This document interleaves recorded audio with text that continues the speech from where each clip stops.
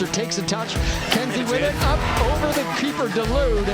And Bedford now has a 1-0 lead. Lana Morris finds Kylie Morris. Kylie's got a shot at it at the end line, and it's in! Goal! Forrester with it, left foot in the middle, off the head. And Diaz with a shot at it, and it's good! She's going to make it happen herself. Kenna with the right foot into the box, and a goal for Bedford!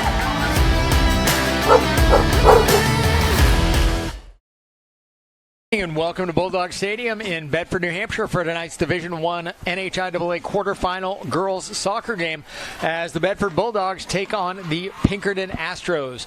My name is Lauren Fox, and alongside Bill Klein, I will bring you all the action from high above Bulldog Stadium as the Bulldogs look to go one step further in the playoffs. And the general rule in the playoffs is you don't talk about the next step until you've gotten past the current step, which is where we are right now, playing Pinkerton. However, it is hard not to look at the other steps because guess what? If you had a madness bracket going for this thing, it is broken now. And if it's not broken now, you got to have your head examined. Number one, BG has lost to Nashua North, Bill, and also you got a final in the Exeter game as well. Exeter 2-1 was beat by Timberlane. Both of those games started at 2 o'clock, and we were able to watch up here in the booth the PK shootout. The Nashua North goalkeeper made 2 stops. There were a couple balls that were off goal, but other than that, Nashua North prevailed. It's unbelievable. Tell me how weird this is, though, for us as obviously BHS girls soccer partisans. I mean, I have reasons, you have reasons too.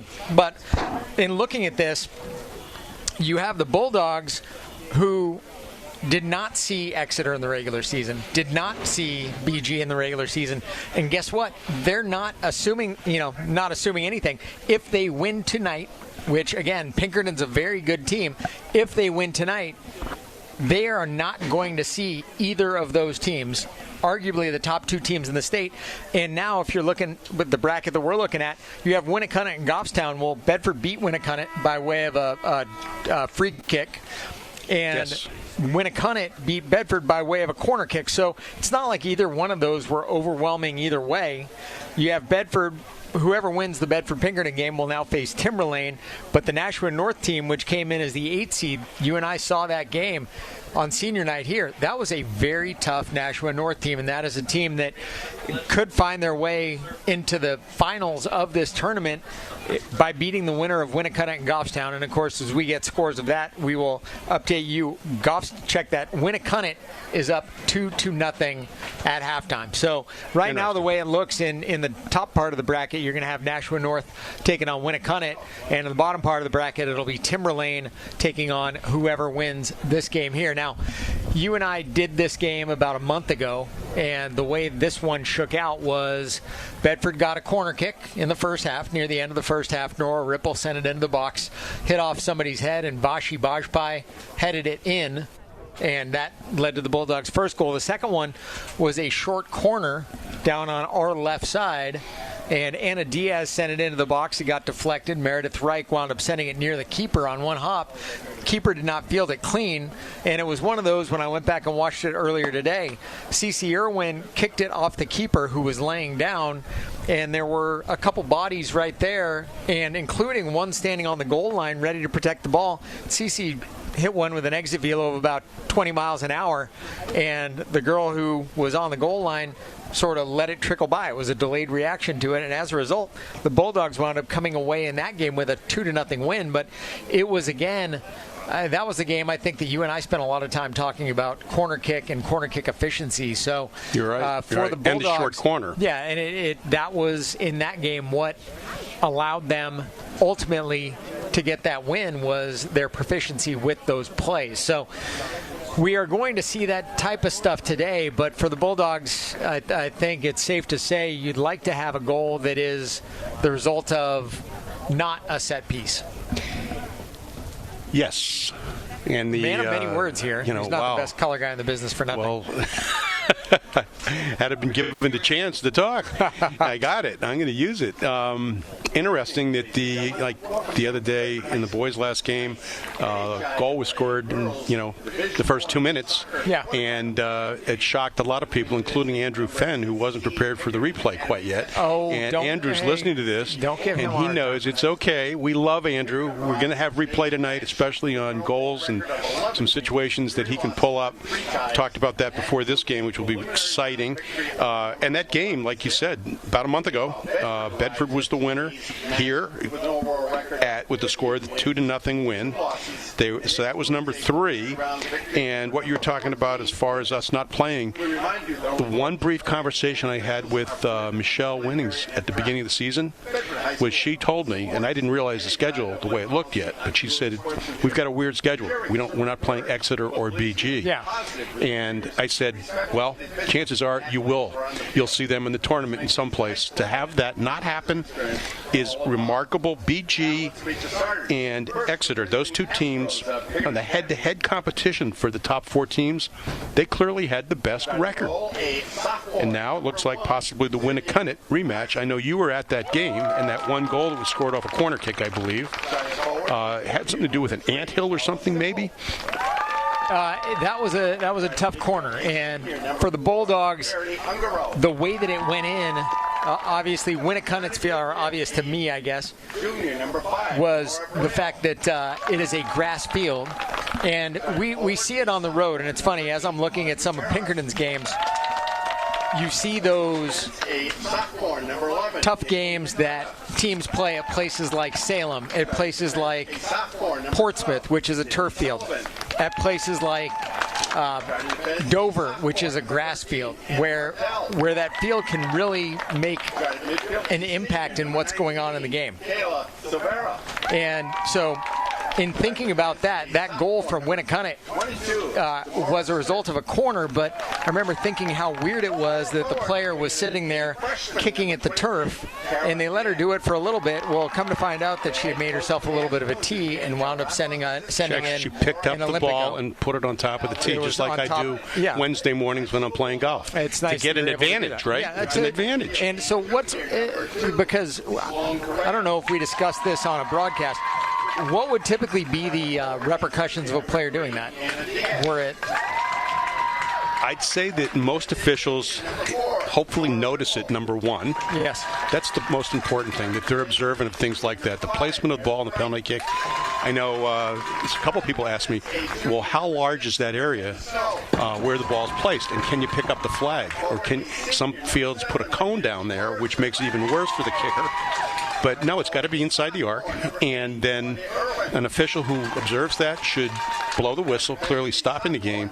If nothing else, verbally admonish the player. That would be the wording. Admonish the player for doing something to take an unfair advantage. You think about soccer and the rules and whatnot. It's that unfair advantage concept internationally that you want to, avoid. And that's why the officials are there, to do that, to, quote, police that. So in that instance, the first thing would have been simply to admonish the player. However, if there was a repeat or something, then certainly it's a cardable offense for unsportsmanlike conduct, which is the foul aspect, so to speak. Ball's dead. It's a dead ball situation. So the only thing you can do is card the player or talk to them. Interesting. All right, so now you know. But regardless, we will stay with you here for the playing of our nation's national anthem.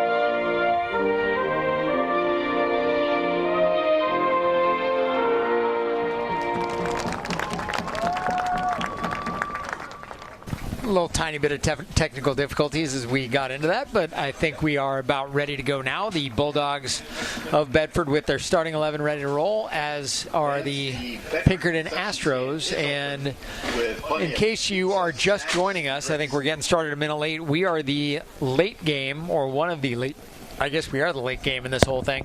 Correct. Goffstown and Winnicott currently playing. Winnicott leading Goffstown by a score of 2-0, as was expected given the seeding. But the two surprises, the upset of 1 and 2 here in the tournament. So for the Bulldogs, you may know that has happened, but you also can't really scoreboard watch. You have to go out and focus on what you can control on this field. Exactly. And part of that, obviously, is a combination of, the fitness, the aspect of fitness being probably number one. And when I'm talking about fitness, I'm talking about mental fitness and physical fitness, because it takes both, especially when one of the teams, if they score an early goal, that can work both ways. The team that scored on can feel like, wow, now we're under pressure. The other team has to make sure that they keep going, continue to play the way they should be. And Lauren, the last game that we saw, we kind of felt that the Bulldog side, our Bulldog ladies, didn't necessarily continue to play the way that they had been playing all season.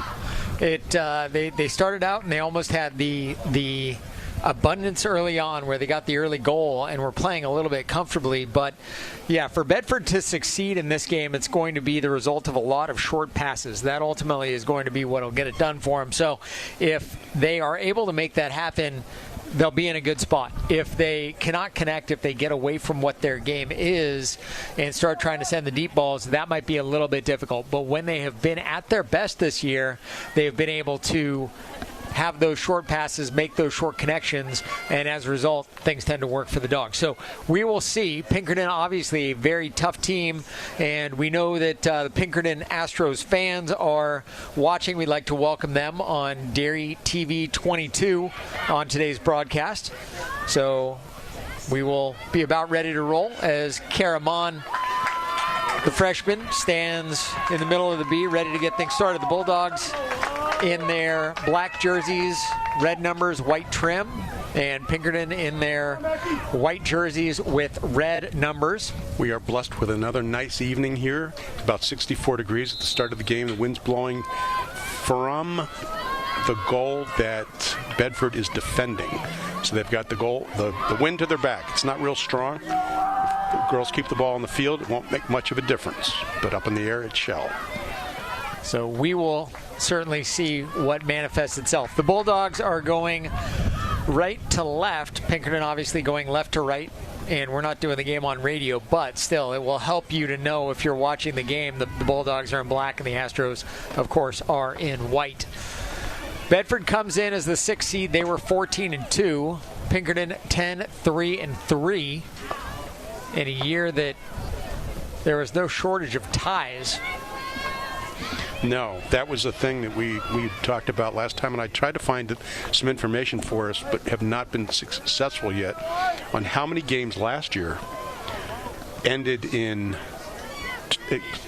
regulation time, went to PKs for an outcome, but would have been tie games, because it seems like this year the number of tie games we had was just huge. It was high, and Mo Smith takes the free kick for Pinkerton and can't hold the ball in. Now Anna Diaz tries to clear left side, couldn't, and Sydney Sullivan holds it in for the Astros, who in the early going, we're a minute and a half into this game, things a little bit slow moving. Kenzie Forrester sends it across midfield, and Mo Smith sends it back to her left. We saw her playing center back for the Astros in the first game, and then late in the game they wound up moving her to striker, which was offensively probably a good move, but you weaken your defense a little bit when you do that. Pinkerton sends it into the box. Danny Winning comes up with it. She is easy to make out on the shady side of the field. That's for sure. The Bedford players seem to be organized out there tactically with a little heavier defense at the beginning of a game than they usually do. And they have not. They haven't really been able to get anything going to bring the ball down the field. as some of the kicks have just been not on target. They get a throw. Meredith Reich sends it off the Pinkerton defender. And now the Bulldogs will get another throw and move the ball down the field that way off of C.C. Irwin. And now Sloan Correa holds it in. Don't know who that one went off. I'm assuming it went off a Bedford player and over the end line, and it will be a goal kick coming. Notice you can see the positioning of the trail official right now. Just a quick comment. That's a good thing. He moved down into the opposite end where some of the officials this year have not been moving down the field far enough and being able to work together as a team. Now, will Pinkerton do what we have seen and what we were talking about the other day where they send it to a close player? No, they don't. Instead, Anna heads it, and a couple, now 4, 5 trained seals down there. And Kenzie Forrester heads it off the ground, but can't hold it in. And now Pinkerton throw is coming. Sydney Sullivan sends it in, and back the other way come these Bulldogs. Jess Black up and over, and that one will be fielded by the keeper, Mlinarski. And that's Demora Smith. Yeah, Mo Smith is their center back, 22. Yeah, she looked really good in the game back on October 3rd. Really impressed me as a strong defender, and she's a sophomore. Yep. So, Bill, I'm going to, obviously, Sydney Sullivan sends it toward the middle. Now a little give and go, broken up there by McKenna Snow for the Dogs. In your day, when you were coaching, you didn't see a whole lot of players who knew each other across teams, did you?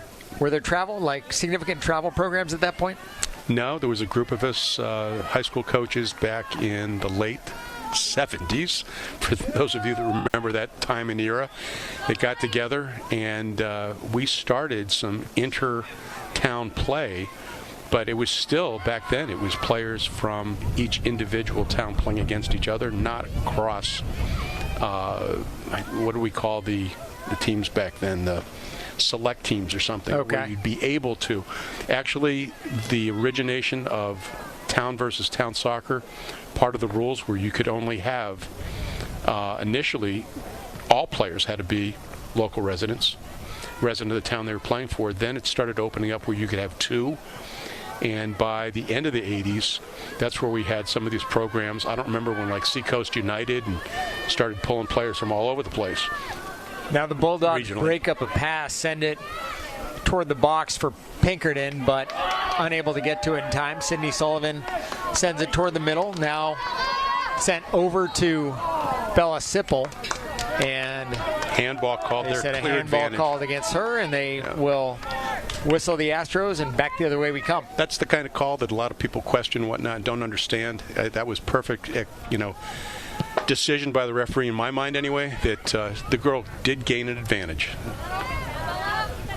And there you heard it from our officiating expert and color commentator, Bill Klein. What we've seen a couple times from these Astros, and you get the feeling it's something they've worked on a bit, is Sydney Sullivan from the back line will wind up sending it to Earhart in the middle and then up the near side to Sipple. Well, that might be their MO. We know that Sipple is fast. Now Annie Zink clogs up a lane, steals it, back to Meredith Reich, and it'll go out. Nope, won't go out of bounds. Now to Annie Zink, and they say it did go out of bounds, and it'll be a Astro throw coming. Yeah, I just noticed also the direction of the sun right now is in the Pinkerton goalkeeper's eyes. I don't know if you noticed that earlier. And that does not help the keeper at all. Obviously, it's a huge advantage for the Bulldogs. We saw it play into, I think it was the Goffstown game, where the Bulldogs wound up scoring because Goffstown was at the sun side.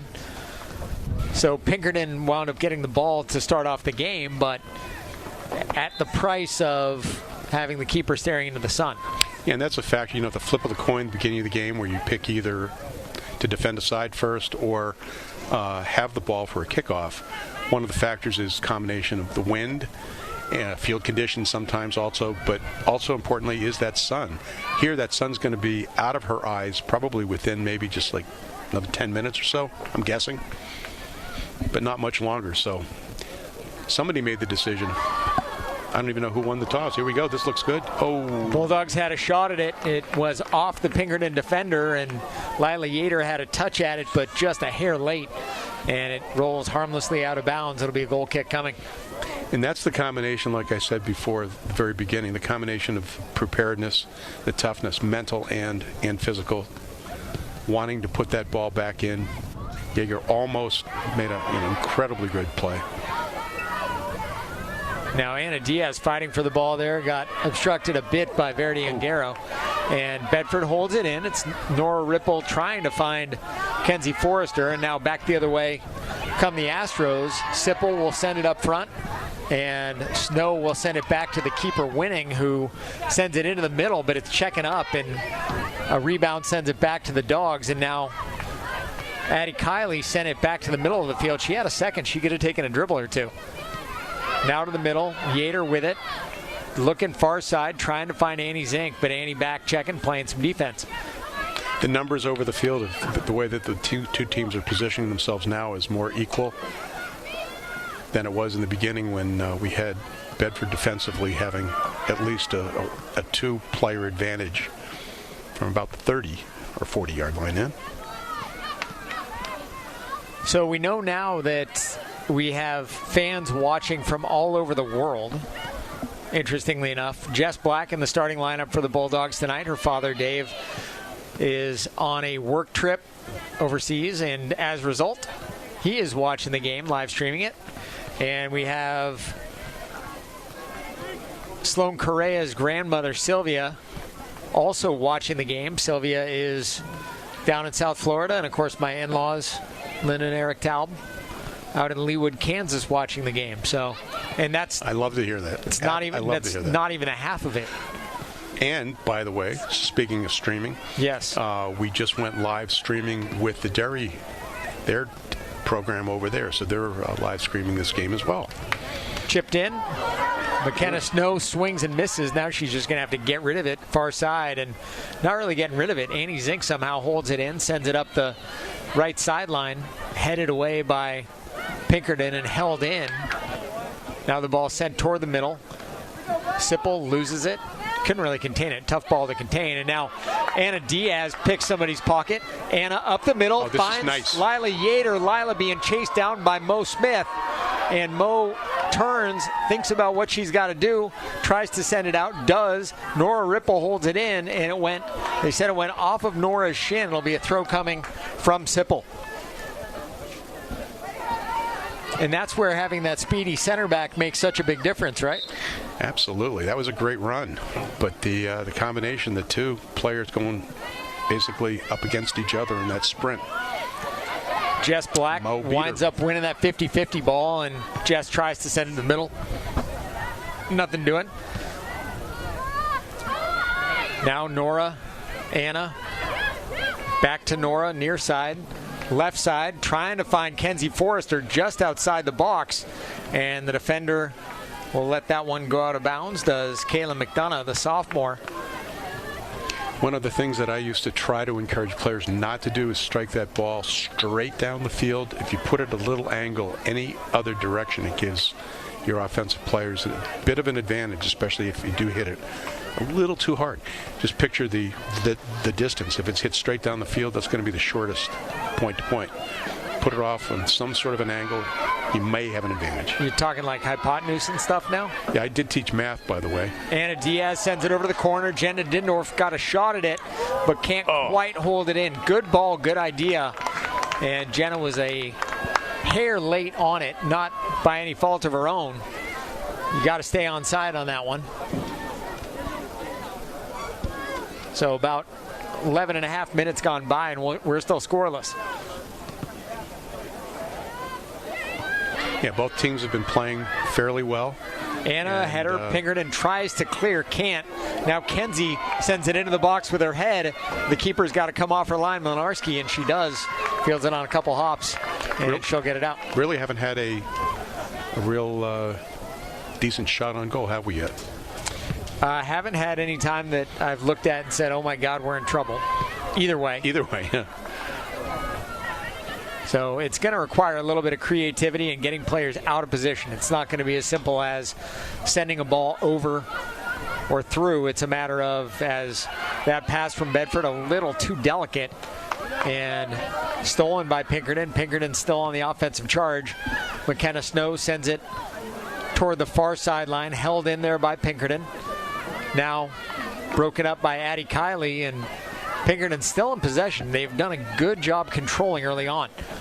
That one sent up. The keeper Winning will come off her line, and Bella Sipple pulls up right as Winning comes up with the ball, and we are still scoreless.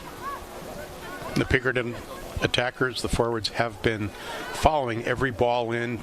They're going to take advantage if there is a mistake made by the defenders, and especially the goalkeeper. Smith winds up losing it, sending it to Forrester. Now Correa with it to Black. Black at midfield to Yater. Tough first touch on that one. Has it knocked away from her by Silvera. And back the other way come the Astros. And Addie Kiley sitting there fighting for the ball with Lockwood. And again, sent out of bounds. It'll be a Bulldog throw coming. The former athletic director, long time, Bob Royce, who's done one of the best jobs of hiring coaches, developing teams, facilities, and everything at Pinkerton over the years. Shout out to you if you're there. Stolen by Lila Yater, coming back the other way to the Bulldogs, and Lila elbowing now back and forth with Sydney Sullivan is sent down, and they will call a penalty on Sullivan. The Bulldogs have their first opportunity on offense. 26-10 remaining here in the first. Will Kenzie take it, or will McKenna Snow take it? Nice call, direct free kick. Wall's much too close. Trail official doing the right thing, moving down to help out. Parent yelling, get 10. Yeah, just she in still case is waiting for 10. The referee still doesn't look does even not close. have it. No, it's not. That's not 10. No, but that's not even 10. But anyway, here we go. Gonna put it into the mash there. Kenzie sends it into the box. The keeper will leap and pulls her arm back at the last second, but did she touch it? No. And they say no. It'll be a goal kick coming for these Bulldogs. A great opportunity for the Dogs, though, early on what almost was kind of an innocuous foul, just a little bit of jockeying for position that went a little bit too far. But crossed the line. Whatever the line the referee has, and of course in this case you got two different referees. One of the disadvantages to the two-man system, you hope they can have the same concept of what is a foul and what isn't a foul in a match like this. An aggressive header made there by Ongaro and sent out of bounds now. It'll be a Astro throw coming. Substitute for Pinkerton coming in, and maybe somebody running in for Bedford. Not yet, not this time. A couple bodies over there, but reporting, but not going in. Libby and Cece waiting.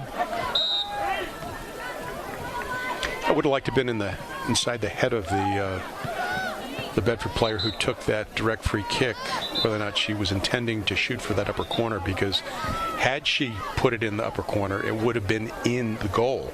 The goalkeeper, I don't think, would have been able to make that save. No, I agree with you. The timing of it. Yeah. Her jump was good, and like you said, she pulled her arm down quickly. That was great presence of mind on her part to do that.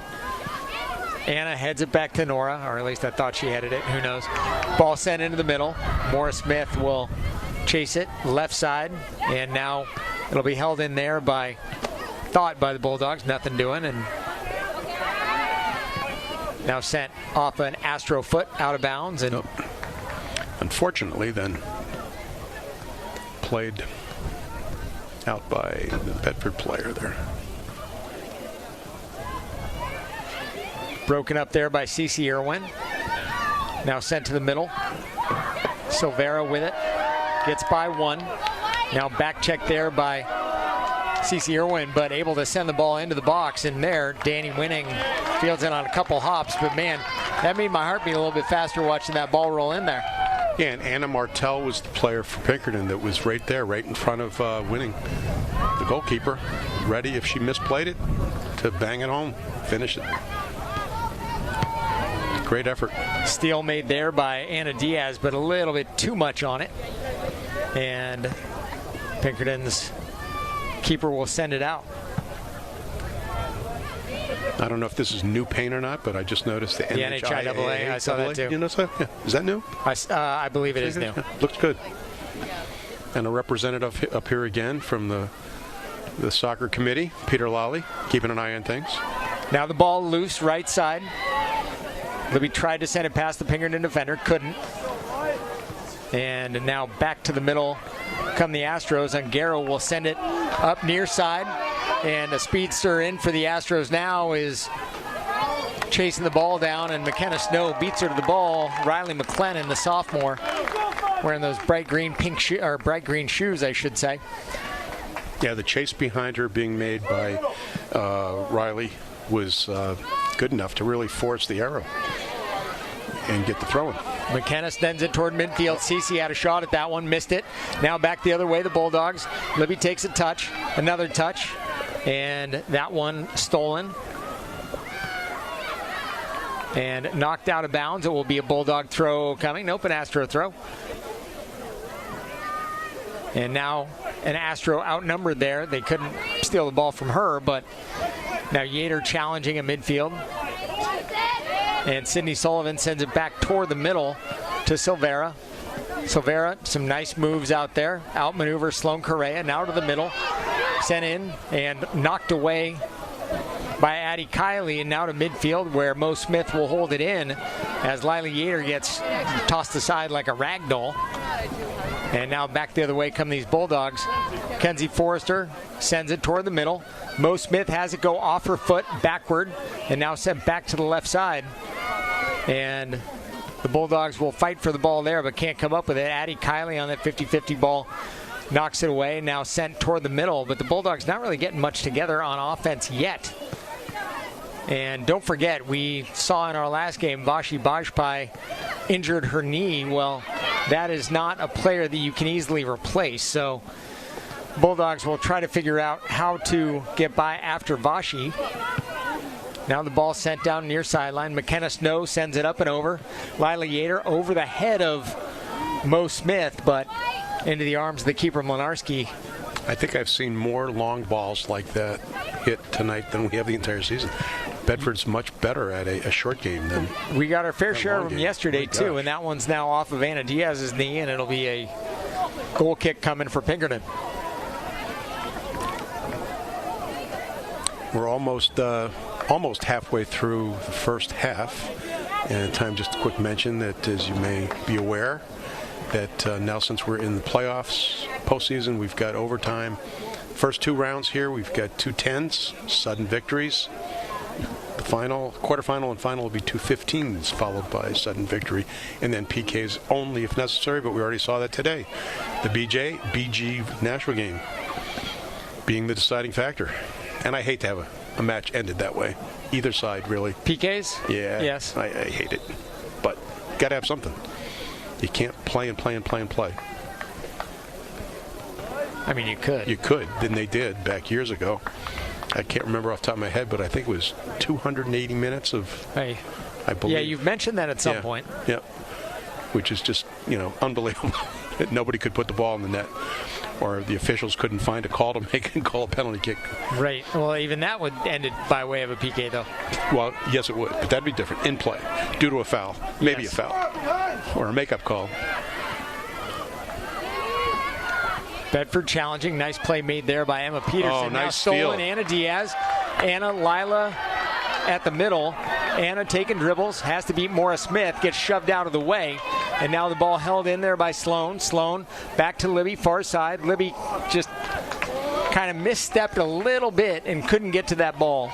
In Mo's charge, her play, the tackle, so to speak, against Diaz was fair, shoulder to shoulder. She just has a bit of an advantage in being, a much larger young lady. Anna, Lila, back to Anna, now to Nora. Nora evaluating her options, sends it straight over and in to the arms of the keeper, Mlinarski. My muscles are getting tight here. Now that one she wound up throwing directly to Kenzie Forrester. Kenzie punches it toward the middle. Emma Peterson chases, can't come up with it. Nora Ripple wins that 50-50 ball. Nora near side, Kenzie off Kenzie's foot. And for the Bulldogs, they have not really sustained anything on offense yet. Now a charge made by the Dogs. Anna looking far side to Libby, to the middle, trying to find Lila, couldn't, and popped up there, and now Back the other way, it looks like the Bulldogs will come. Sloan Correa sent it off somebody's foot, I thought, and now rolls out of bounds. It will be a Bulldog throw, I would have thought. It should be. But it's not.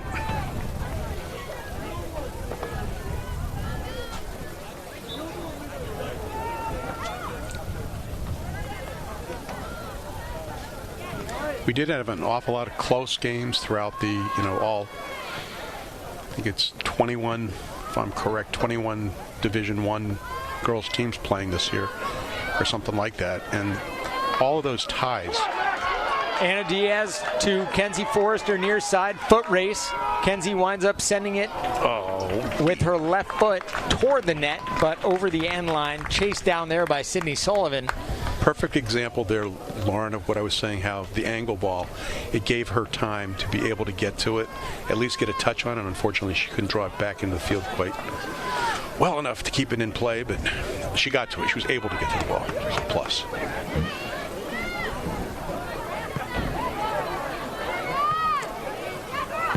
Nora to the middle, to Lila.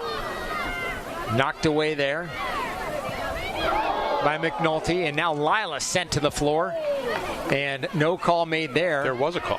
The referee indicated play on, indicating that the foul was against Bedford, but Pinkerton maintained control of it. That one in sent his opinion. Off of Peterson's chest. Peterson looks right side. Again, play nothing on. doing. Play on. Libby takes a touch, send it to the middle. And now off the foot of the Pinkerton defender, sent up in the air by Mo Smith. It's going to come back a little bit and held in there by Sloan. Sloan to the middle, looking to Anna. Ball knocked away. Anna somehow maintained possession of it. Now Petey fights for that 50-50 ball, comes away with it.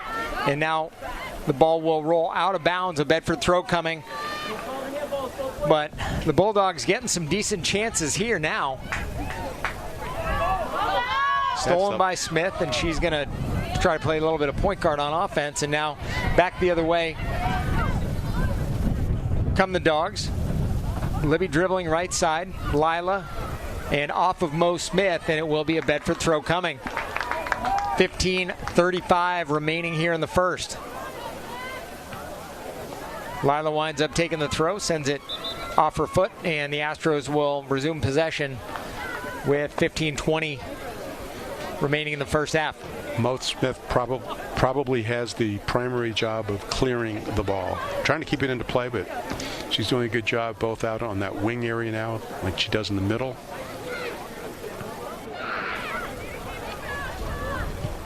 Speaking of clearing, Pinkerton sends it up the far sideline and out of bounds. Bedford throw coming. So we are playing the game about 70 yards away from us, and the Bulldogs really not able to get a whole lot sustained on offense. As many goals as these two teams have scored, they both have been very successful at stopping as well. And Pinkerton had 9 shutouts this year. The 16 games season, 9 shutouts is pretty darn good. Lila the steal, Anna impressive. Near side, Kenzie with the right side, trying to get past Sydney Sullivan, can't, and now sent out by the Astros. Now Addie Kiley will send it into the box. It's rolling around down there. Mo Smith sent Lila flying, and it will roll out of bounds. Yeah, unfortunately, if Lila could have got to that ball, at least could have deflected it off of Smith for a corner. But unknown caller.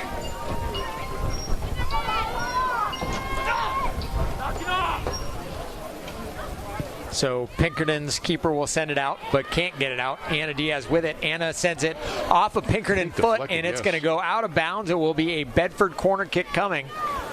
doesn't look like it. That's the call. It's not. I'm surprised we don't hear the fans. It looked to me like it. Yeah, it wasn't a clean. Yeah, I've seen. Ball didn't look like it went clean off her foot. There were a few people that reacted the same way that we did. They were shocked that the call went that way. Again, it's hard to see that from down there, and it's hard to see a lot of the things that we see. But that one, given the spin and how we're used to seeing Anna strike the ball squarely, that would not have been it. Let's just say. Usually the closer the official is to the situation, the easier it is to make a correct call. But that time we could see it clearly up here, but obviously, Good D by the Dogs to slow that Astro charge. Now to the middle, Sloan with it, taking her time, but she doesn't have a whole lot of time. And she is sent down, and a penalty will be called there. It will be a Bulldog kick coming. Sydney Minarski really, sprinted. They're working really hard. The attacking players, especially defending. So Snow sends it in, and off the foot of Ungaro, and now headed up and over by Diaz. Sullivan misplays that hop. Now Kenzie winds up sending it off her left foot. Back to Sullivan near side. Sydney sends it left foot and gets it to Earhart. Now back to the middle. I think we had a whistle, and I don't know what the call was. Andrew, can you give us a replay on that?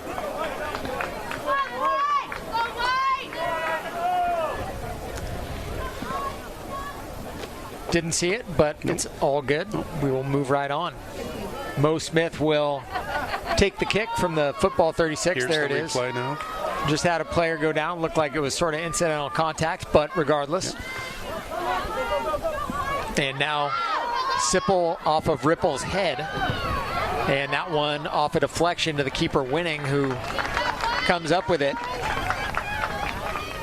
That one could have been one of those weird bounces, and this is one of those games that you feel like might be decided by way of a weird bounce.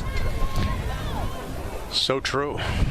We're talking about the fact that so many games were close, that it could be an interesting, tournament. And so far, it's been an incredibly huge, surprising tournament. A throw off the Astro defender back to back, and the Bulldogs are moving it down the field about 10 yards at a time, and it's working out just fine for them. This time it's in, and now to the Astro defender off the foot of Libby Fox, now to the middle where it's kind of rattling around, odd spin. Emma Peterson with it. Now Sloan Correa comes up with it. The ball toward Libby. Libby fighting for it, can't come up with it. And now back the other way come the Astros. And move made, gets it to Emma Peterson. Petey doing a great job fighting for that ball, and it will be a throw coming. That one off the head of the Pinkerton defender, and that one is going to be a corner kick. Yeah. Don't say that too quick, Lauren. I mean, the way this has gone. There's a bunch of us up here in the booth. They're going, yeah. Oh, my gosh. It's all right. Corner kick, far side. Kenzie Forrester to take it. And Kenzie sends it into the box. Open ball, and Maura Smith sends it up. The Bulldogs still have it rolling around in there, and it is sent off of a Pinkerton defender, and a corner coming from this side now. Nora Ripple is going to take it. Kenzie Forrester lets her take care of it, but we saw this twice in the Pinkerton game back in October. And ultimately, the Bulldogs capitalized on it, and we saw a short corner that worked phenomenally well, too. If it's not a strange bounce, Lauren, I'd say it's a corner kick that decides this game. That one sent up and over and all the way through, and two Bulldog players collide with one another, and it rolls over the end line, but a little bit too much juice in that one. Yeah, that was very, very difficult for an attacking player to deal with a ball that's up over their head at that speed and a little bit too high to do anything with. When you see those two Bulldog players collide, you're thinking that there's an injury risk. Unfortunately, not the case. Everybody's okay. Especially when it's head-to-head like that. Yep. Just, absolutely.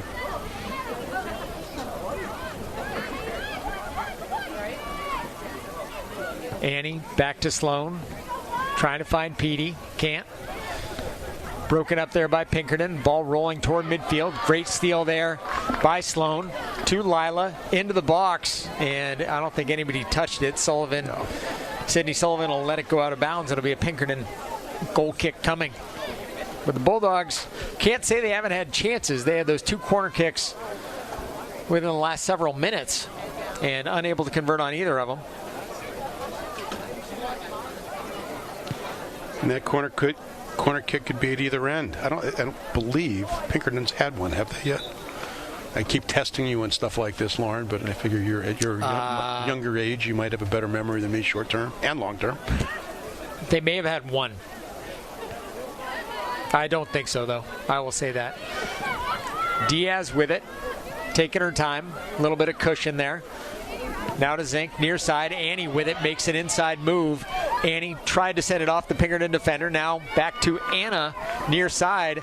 Anna takes a touch, sends it toward the middle, playing for that bad hop. And now the ball rolling around in there. A couple Bulldogs had a bite at the apple. Nobody could come up with it. And now Ripple will send it back to Addie Kiley, playing point guard. And now they send it right back to Addie. Addie winds up with it. Has a little bit of time. Tried to send it far side to Kenzie, but nothing doing. Off the Pinkerton defender, the throw is coming. Little give and go touch pass up on the far side, and Pinkerton sends it out. Bulldog throw is coming. The marking of Pinkerton on the Bulldog players has been absolutely outstanding. They're close enough to make a decision on which way to go, whether to attack the ball itself or get in a position to pick up the ball after the first touch. Great job by Nora Ripple to fill up that gap and then flip the field pretty quickly. Ball chipped up and over. Pinkerton tries to clear, can't. Kenzie had a shot at it, couldn't get a clean first touch. Which is uncommon. Correct. Absolutely. That one sent back up near side.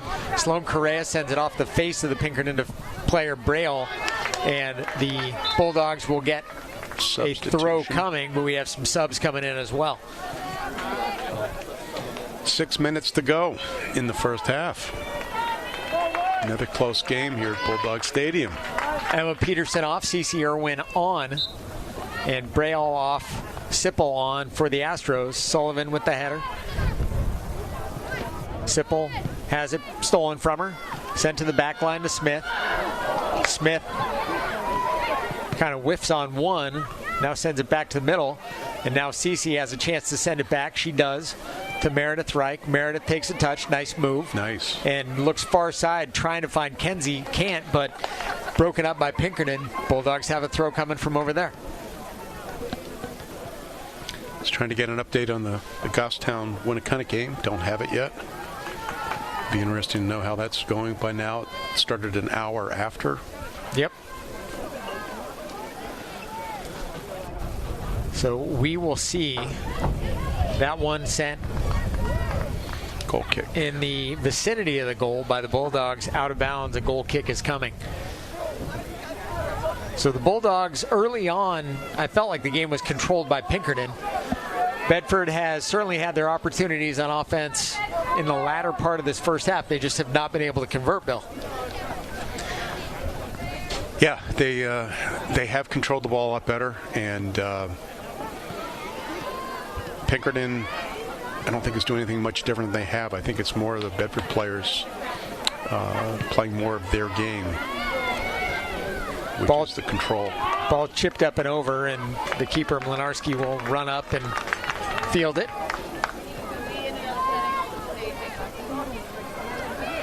I just noticed something that a couple minutes ago and just reminded me as the ball was played into the penalty area again, and the Pinkerton goalkeeper picked it up. The Pinkerton goalkeeper is wearing black top, black shorts. Yes. And it probably should have been corrected before the game started. Because I was wondering about that. I didn't say anything. I assumed it was fine, but the fact that if you're in a pinch and you look up and you think that's one of your teammates. And the corner kick situations are the prime time that could come into play. Pocket pick there by Anna Diaz, coming in strong on Riley McLennan. And now a battle for the ball. Yater, nice drag back. Yeah. Now moving toward the middle, but loses it to Ongaro. And go ahead. No, it just Ongaro, another, she's playing kind of like a center back position, center half or center. I know there's another name for that point guard. Lila Yater winds up keeping the ball alive, still has it alive down there, still fighting for the ball. Great job by the freshman. Can't come up with it. Now sent, and Mo Smith has it go off her foot to Anna Diaz. Not really who you want to wind up with it. Now Kenzie will send it into the box. Annie, a header. This is where things get a little dicey if you're Pinkerton now. And Kenna Snow goes to send it in, but doesn't quite catch it clean. And the Bulldog header ultimately is fielded by Mo Smith, who will send it to Anna Diaz. Anna's about to take a shot. Sure enough, she does. And the keeper, Minarski, fields it on a hop. But for the Bulldogs, that was a real live opportunity. It was. It was. Misplay by the keeper. Could have been the error that gave the Bulldogs a chance to get the goal, but it was played cleanly. Great job by McKenna Snow holding that ball in. Now up the near side, Nora Ripple winds up going through Sullivan, who gets in her way. And the ball will go out of bounds, and a throw is coming. We're coming down to the 2-minute mark. Clock will stop on the scoreboard. Officials time that last 2 minutes. We're going to do it too, Bill. Lauren, I'm counting on you. You know what else you can count on? What's that? Your fingers. What makes you think so? I don't know. Have I proven that to you in the past? Oh, that's all. I'll be here all week. It only feels that way. How high do you think I can count on my fingers? I don't know. I mean, that's up to you. It's just a matter of whether you can remember.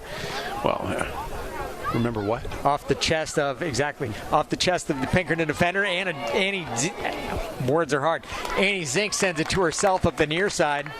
And ultimately, Pinkerton sends it out of bounds, but a throw is coming. About 1:20 remaining here in the first half. Anna Diaz standing there all by her lonesome in the middle of the field. Nora corner with the throw into a cluster. And now fighting for the ball. Several Bulldogs, Lila Yater among them. And clearing it over the near sideline is Pinkerton. And a throw is coming with roughly a minute remaining here in half number one. That one off the Pinkerton foot. Nora's throw toward the middle. Nice job off the head of Jess Black. Now Jess mixing it up. Gets sent down, but nothing called there. The Bulldogs will hold it in. Nora Ripple, very reliable. Gets it to Sloan. Sloan to the middle to Anna. Held in there. And now Kayla Silvera hangs on to it. Gets it to McClellan. And the ball sent up the far side. And a good no call there by the non-soccer guy. At least that's what I say. Now Pinkerton, though, still holding it in. And a call made, but... Offsides, I think. Oh, there you go. Offside would be logical and appropriate. And the Bulldogs will send it, or try to send it out. Silvera does a great job holding it in. And we are in the waning seconds of half number one. I've now hit the 2-minute mark, Bill. But... the Bulldogs with a throw. Referee is ready to blow the whistle on the far side, and here it comes. And there you go. So a nip and tuck first half of soccer, I think, would be the best way to describe that one. Do you agree? Absolutely. All right. Yeah. And you know, like you were saying, you know, a strange bounce, deflected ball, something odd happening. I'm gonna still bet that the game's decided on a corner kick from what I've seen. And I'd love to get word down there to have them change the goalkeeper's jersey, but I'm not in position to do that. I think we're going to probably bring on... Are you bringing on Peter Lally? Right. If Peter would like to go on, we're going to keep the screen going. And I'm back on with Peter Lally. The second time this week I've had the pleasure of having you up here in the booth because it's playoffs. There you go. How you doing, Peter? Wonderful. It's quite a game. What about the day? Why don't we start there? I mean, when you walked in here, you just come off the road driving all the way from northern Rockingham County, from Manchester down to here. Yeah. You walk in and you heard some news of some scores that were pretty amazing, right? Absolutely. Exeter being the number 2 team, getting knocked off, and then BG getting knocked off in PKs by the number 8 team, I believe it was, Nashua North. You know, the tournament is something special because everybody's got a chance. When you look at weather conditions, when you look at injuries, when you look at a bad bounce or whatever, so you can't really put anything down in concrete that's the way it's going to work out. That one 1, 2, 3, and 4 would end up in the semifinals. Well, we see it in every sport. The big ones, the NCAA, the basketball, March Madness and whatnot, where you can pick teams based on the records and where you think they're going to end up on any given day. And one difference, though, and this is something we've talked about, I mentioned to you, that these are young people. They're in between. They're through the end of puberty or something. They're getting ready to go off to college and whatnot, whatever their lives are going to continue. But this is a scholastic program. The National Federation, the rule books, in many places, at many of their meetings, they talk about the fact that these sport competitions are an extension of the classroom. And I know you have over, 36 years plus? 46 on all. 46? Yeah. 46 years of experience, both in the classroom, I believe, civics? Yes. Civics teacher. Yes. And on the field, how many? I mean, I know you started at West, I believe. Yeah, 10 years at West. 10 years at West. 36 at Central. 36 at Central.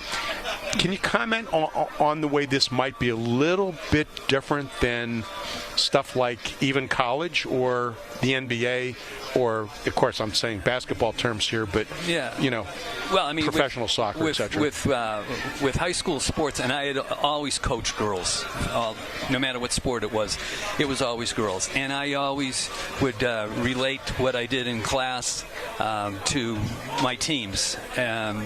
In civics, you have to work together in order to accomplish anything. And in soccer, in order to accomplish your end goal, which was to win the whole thing, you had to work together. And if you had too many individuals out there, now too many individuals could be 2 people on a team out of the 11 players you have on the field. If they're not working with the other 9 players, you're going to have a problem. It's that, on the chain on a bicycle, you take that link out of there and it's going to skip. It's not going to do its job. So I always used my classroom experience of teaching civics and brought that into the area of soccer. And we were quite successful on the soccer pitch, as well as my kids were very successful in the classroom, because there were times if I had 22 kids on a team, they all made some form of honor roll, whether it was honors or high honors or president's or principal's list or whatever. And if I didn't have them all on there, I could have 19 out of the 22, and it didn't mean that all it meant was the other 3 kids didn't have a 3.0. I mean, they could have had a 2.8, they could have had a 2.9. They were still good students, because I always stressed academics comes first, because you're going to have to make a living at some point in your life, and sports may help you to get there, but once you get there, you better have something to fall back on as a career. I remember over the last few years seeing a lot of NCAA commercials that they play themselves about the fact that the student athlete, and they show these national level players at big schools, whether it's I'll start with the Big 10 or the Big 16, Big 18 now conference, the SEC, etc., and that they're athletes now, but they're preparing them for the real world, for going out there and earning a living, but also being a good person in society and whatnot. Do you have can you think of anything? I know I'm putting you on the spot here, but any of your players that have done something after exiting from Central High, like my wife did. My wife's a Central graduate. She didn't play soccer for you, but some players that have gone on to had some successes beyond the field. Yeah, I've had kids that went on to become lawyers. I have 1 or 2 kids that have gone on in the medical field to be a doctor. I have one that's an engineer. So you kind of lose track of where they are unless you see them from time to time, or you read about it in a newspaper or run into their parents or something like that. But I got 2 of them right now are physician's assistants. One's in neuroscience at Brigham Williams and Women's in Massachusetts. I hope I never meet them. And the other one's in orthopedics at Portsmouth Hospital. Did any of I know the Vallis family's kind of famous for Central. I don't know, time-wise, were there any girls? Did they have sisters? They had one sister, but she wasn't an athlete. Not an athlete? No. Wow. I remember, I'm not sure which Vallis, Jim, Nick, Jim, one of them was Jimmy became an orthopedic surgeon. Okay, so I think it was Jimmy was my wife's lab partner in some science course. And she turned to him one time and said, hey, I'm having a problem with this. Don't worry, I got this. And then, fast forward that now, how many years? I won't tell how many years it's been, but now it's like, it's incredible to see a lot of these local young people that were stars on the field someplace and excelling in whether it's medicine or anything else. Oh, sure. Yeah, and when I look back on my career as a coach, we were successful because I had good kids. Fortunately for me, I had a lot of good athletes, and I had a lot that were very good soccer players. And but the bottom line is, as the years went by and I got out of teaching, I was retired for 12 years, but I still coached. The kids were still coming in at 13 and 14, and I was 65, 66, 67, 68. Keep counting. Oh, yeah. And one day a girl said to me, how old are you? And I said, I'm 67. She goes, you're older than my grandfather.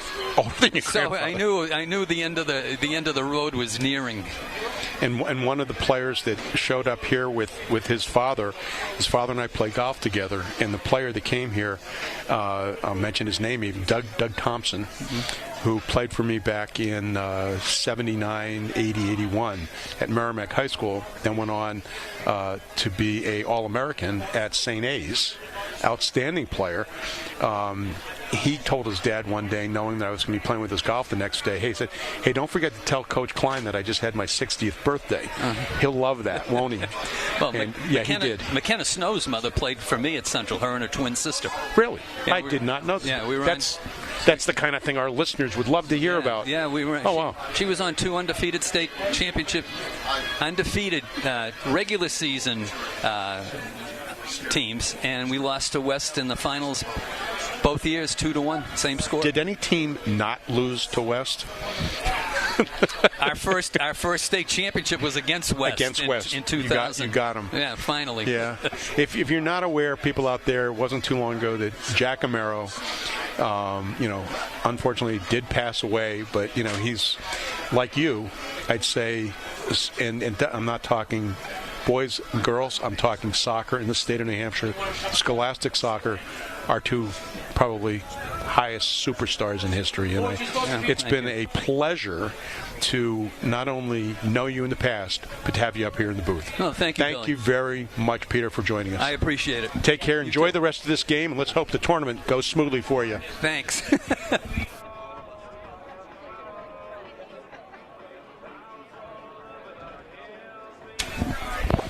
Bill Klein, Peter Lally, waxing poetic about girls soccer in New Hampshire, and no two better to do that, really. You think? I mean, I can't imagine.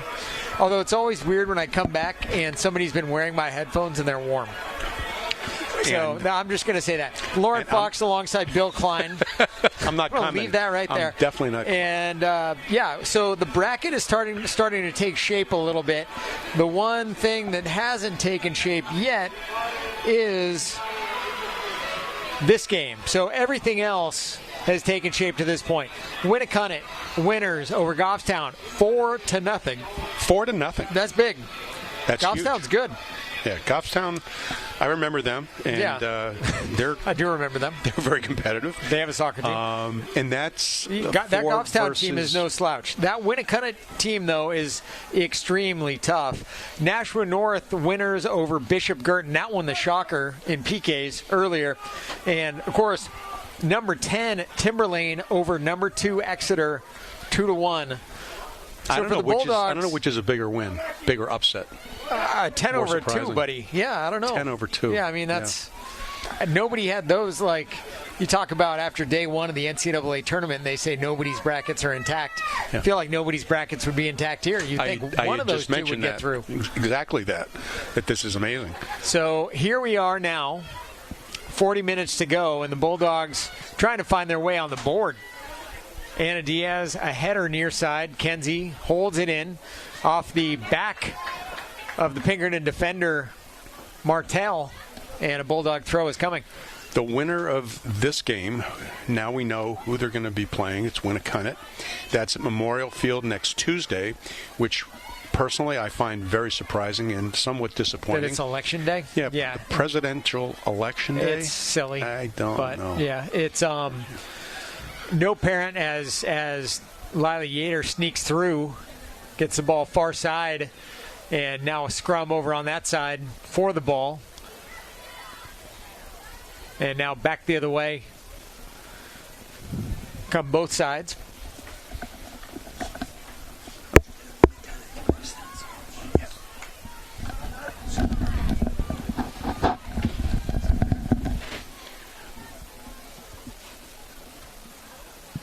The game so far this second half has been 100% in Bedford's attacking end. Can't see that they're doing anything different other than maintaining control of the ball the way they're very famous for doing. Famous, just like the boys. The boys will be playing noon here on Saturday. And that's their first game because they had a bye in the first half as the number 1 seed in the tournament. It's close right down to the end with them at Exeter, but they pulled off the better record. Bedford did, excuse me, to move ahead of Exeter and get the only bye. McKenna Snow sends one high across midfield, but Bedford unable to come up with the ball.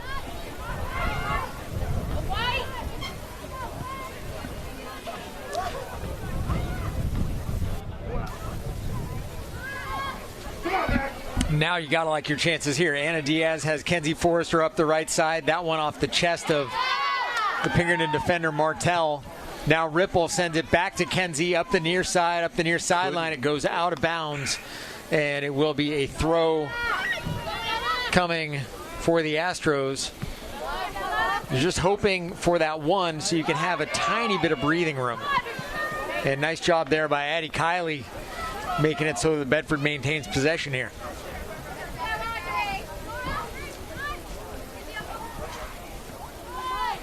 One of those things that sportsmanship, just noticed something that I haven't seen all that much of, is a girl taking a bit of an advantage, bringing the ball down the field after the throw-in. She probably brought it down about 8 to 10 yards from where it went out. Haven't seen that much this season. Do you tend to agree with that? Depends on the team. Depends on the team. There are some teams that really take advantage. There are teams that are a bit flagrant when it comes to that, Yep. and there are teams that just kind of let it go. Ripple chips it into the box. I like the look of this. And Mlinarski comes off her line, picks it up. But the right tempo of ball that you're looking for, getting it over the defense but not right to the keeper. Yes. Hit harder, it's worthless. It's just going to make it like a back pass right to the keeper. But that ball was well played. Now Meredith Reich sends it back to the middle where Pinkerton will have a chance to reset a bit. Back near side, Martell, Sipple. Sipple guarded by Ripple, which is never not funny. Coach Gibbs thinks it's funny at least, so I get that going for me. Do you broadcast for the basketball team? I do, Not yet. yes. You do? Oh, yeah, I do. Okay, Absolutely. good. Basketball is easier because they don't, they're not subbing 75 yards from us. So, like, I know who's in the game and who's not in the game. With this, it's like, oh, yeah, hey, surprise. So-and-so just scored a goal and you didn't even bring her in. But does Coach Gibbs have the young ladies in uniforms that are easy to read the numbers as well? You're also sitting about 40 feet from them, so and that makes things much closer, easier. etc. Yeah. Yep. But and fewer that you need to know who they are. That beautiful ball sent up and over to Lila, but Lila will fight for it and goes out of bounds. It'll be a Bedford throw coming. I will tell you what, I have done a number of girls soccer, girls basketball, boys soccer, boys and girls sports. I much prefer the pace and strategy of the girls game to the boys game. The boys game is elegant in its own way. That one to Anna Diaz, and she chips it just to the right of the goal.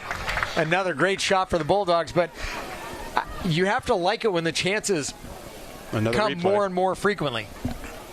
And that's where the Dogs are right now.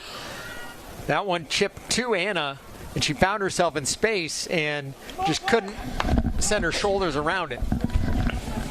looked like she may have been trying to hit that upper corner. Yep. Second time tonight that we've had a ball like that played by a Bulldog attacker. Maybe the third one will be a charm. We will see. Pinkerton on the charge now. Sends it off the Bulldog defender and out of bounds. Throw is coming.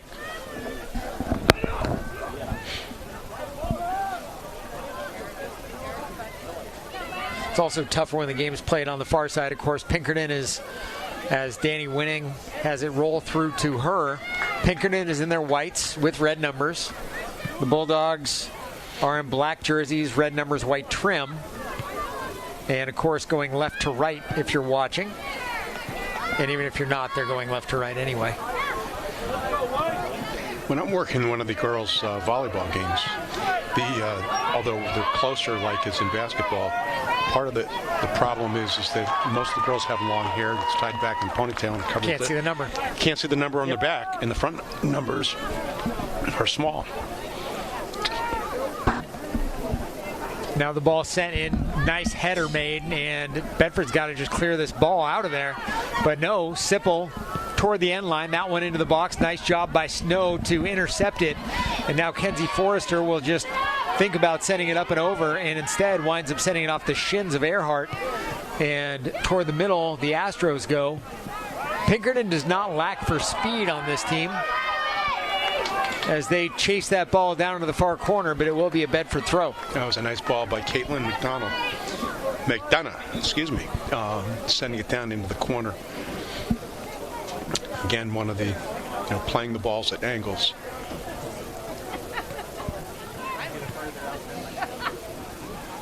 And that one off the Pinkerton defender. It'll be a Bedford, or Pinkerton offensive players, I should say. It'll be a Bedford goal kick coming up. Yeah, and what's interesting, I had forgotten when this game started, and you mentioned you were interested to see if our opponents played the square pass off the goal kick like we had seen in the prior game here, and we've not seen that at all. That's we the have only time not. We've seen it, right? I saw Wyndham. bizarre. I saw Wyndham do it, and I saw Dover do it. That one sent through. Yater giving chase. Mo Smith will send it back near side to Martell. Kenzie Forrester steps to her, and now the ball poked away there by Kenzie. The throw from Pinkerton coming. Martell to take it. Bedford parent yelled, "Go 7." I'm willing to bet, and you can probably confirm it. That's a parent, right? That is Kenzie Forrester's father. Yeah. Yes. That's funny because I realized that immediately, and it was like both of my daughters, when they were out in the soccer field, said, "Dad, please don't yell our names. Everybody hears you except for us. That's pretty funny. We don't hear you." Ball sent into the box. Yater with it and has it separated from her. The keeper, Mlinarski, comes up and fields it as she slides. But Bedford gets a good chance there. Replay. Let's see what this looks like. We have a chance as the ball's punted down the field, maybe. Gosh, what a great opportunity. It's one of the most exciting moments so far for the Bulldogs to make it look at least like there was a potential goal. And I thought Lila was off, but they played on, and the there was official no whistle. immediately, yeah. That when the official does that, it's not a regular signal, but to put your hand up like he did, or roll it out just like the play-on signal, Lauren, is good for the players. It makes it clear to everyone, not just the players, everybody, that it's an onside play. It's Great play, great play by Anna Diaz there, creating some space and getting to that ball. Now the throw-in comes in. Mo Smith circles the ball, winds up sending it out, and Addie Kiley will clean it up, send it back into the Bedford offensive end. But the Bulldogs had a good shot on that one. Now trying to clear is Pinkerton, but unable to do so. Not quite, I guess. Now Nora Ripple being jostled by Sipple. That was an awful lot in the back. Personally, I think I would have called that. It looked funny, didn't it? It wasn't flagrant. It was just consistently too much. Kenzie Forrester sends it off the shin of the Pinkerton defender, Ungaro, and it will be a throw in from far down the line on our side. Substitution here. And Forrester going out. Forrester out. Libby is in. I could read the 7. The 7 is easy to read. I can see the 7. We'll see if this is the right recipe maybe to get a goal for these Bulldogs. Ripple taking her time, sends it in.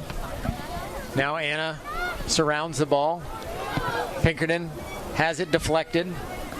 And the ball will rattle around down there, and it will be a Bedford throw coming. So Bulldogs will maintain possession. Nice. Right idea, just not great contact with the ball. Trying for a call on a player who that may have knocked into Sloan Correa. I almost called her Sloan Peterson, but that's Ferris Bueller's girlfriend. And that one off of Pinkerton, and the Bedford throw will come. Interesting. Okay, that was not off of Pinkerton. Even though it was? I'm unclear. It is what it is. We don't hear a lot of yelling from fans down here, which personally I like. But you know what? When we do, I'd say that high percentage of the time, they're correct. Yeah. We got some smart parents. Soccer smart. Emma Peterson, far side, ball sent to the middle. Now Bedford with it on the charge. See if they can send one through. They can't. Mo Smith clears to midfield. And now back the other way come these Astros. That one up the far side. It'll be out of bounds. A throw coming for the Bulldogs. Noticed on that last play that how the Pinkerton defenders collapsed onto the player with the ball. It was 3 against 1. Not even double teaming, triple teaming to slow down the elite, skilled Bedford players.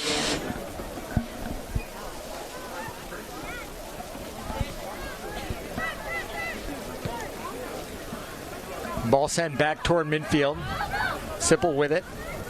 Now Earhart calling for it. Ball sent back to the middle, and Correa tries to clear, can't. Now Peterson with it, and Anna Diaz will clear and get it out of bounds. The throw to follow. Pinkerton mounting some pressure on this Bulldog defense now. And the Astros have their pocket picked. Correa winds up with it. Sloan sends it near side, gets it to Libby Fox. Libby takes a touch, is caught by Sipple. And now back the other way come the Astros. Yeah, they're putting some good passing together here. We have not seen that much from them to this point in the game, though, but they are turning it on now. Bulldogs that had some good chances but couldn't take advantage of them. Now a great chance. Oh my God. That one sent to the left of the net by Karaman. By far, strong the freshman. Strongest hit ball that we've had towards the net in a long time. That was more like a direct free kick thrust. Here it goes, right there. Wow. Yep. A rocket. Missed by a fair amount, but still. But it was down. Right. It wasn't a field goal, which I would impress upon her. Do that again. Do that again. Come on, keep doing it. Take those shots. It doesn't look like they're going to get the ball inside the penalty area very often against us. Now that one taken away, sent up, and the Bulldogs chasing up the middle. Minarski winds up sending it up the left side, and we'll see if Sipple can save it. Tries, and able to hold it in. Wow. Now Nora Ripple does a great job keeping the ball in. Now the ball deflected from Anna Diaz toward the middle. Jess Black to Anna, now back to Addie Kiley, and that one sent out of bounds on the near side, and a Pinkerton throw is coming. Yeah, it's kind of like Pinkerton literally, somebody flipped a switch and changed their style of play, settled them down, and the passing's been outstanding. Bedford had a chance. Great job by CeCe Irwin to pick a pocket, but just couldn't control. And now Nora Ripple winds up heading it out of bounds on a throw. I thought it was off Bedford, but not the case. I think we may have exchanged that. That was the makeup? Nah, yeah. Now Sloan Correa with it, sends it into the middle, but unmanned area for the Bulldogs, unfortunately. The makeup, if it was in quote a makeup call, I call that not good because it's a second error, and actually the third error, because that's the last thing you really want to be doing. Actually thinking in your head, oh, I goofed, and I'll make it up.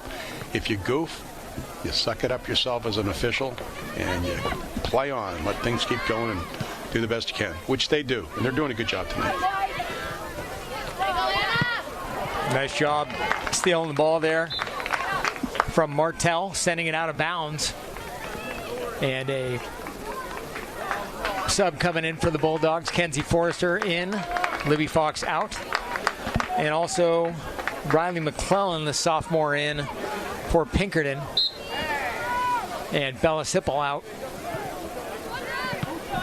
Great job by Sloan knocking the ball away, and that one off the shins of the Pinkerton offensive player. A Bedford throw is coming.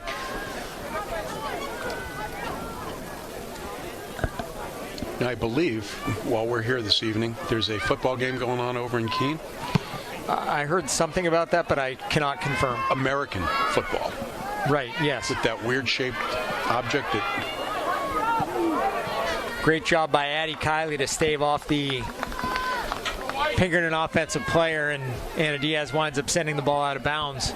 Martell's throw sent in, and both teams playing excellent defense. Nobody really can get too much of an opportunity here.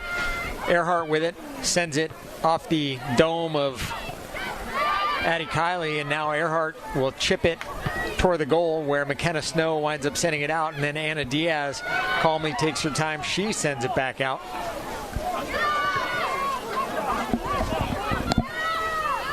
And now the Bulldogs just trying to get a turnover here. Mlinarski gets a ball played back from her defenders. She'll send it back far side, and now Cece Irwin had a shot at it, trying to get it to Annie Zink, I should say, and sent out of bounds.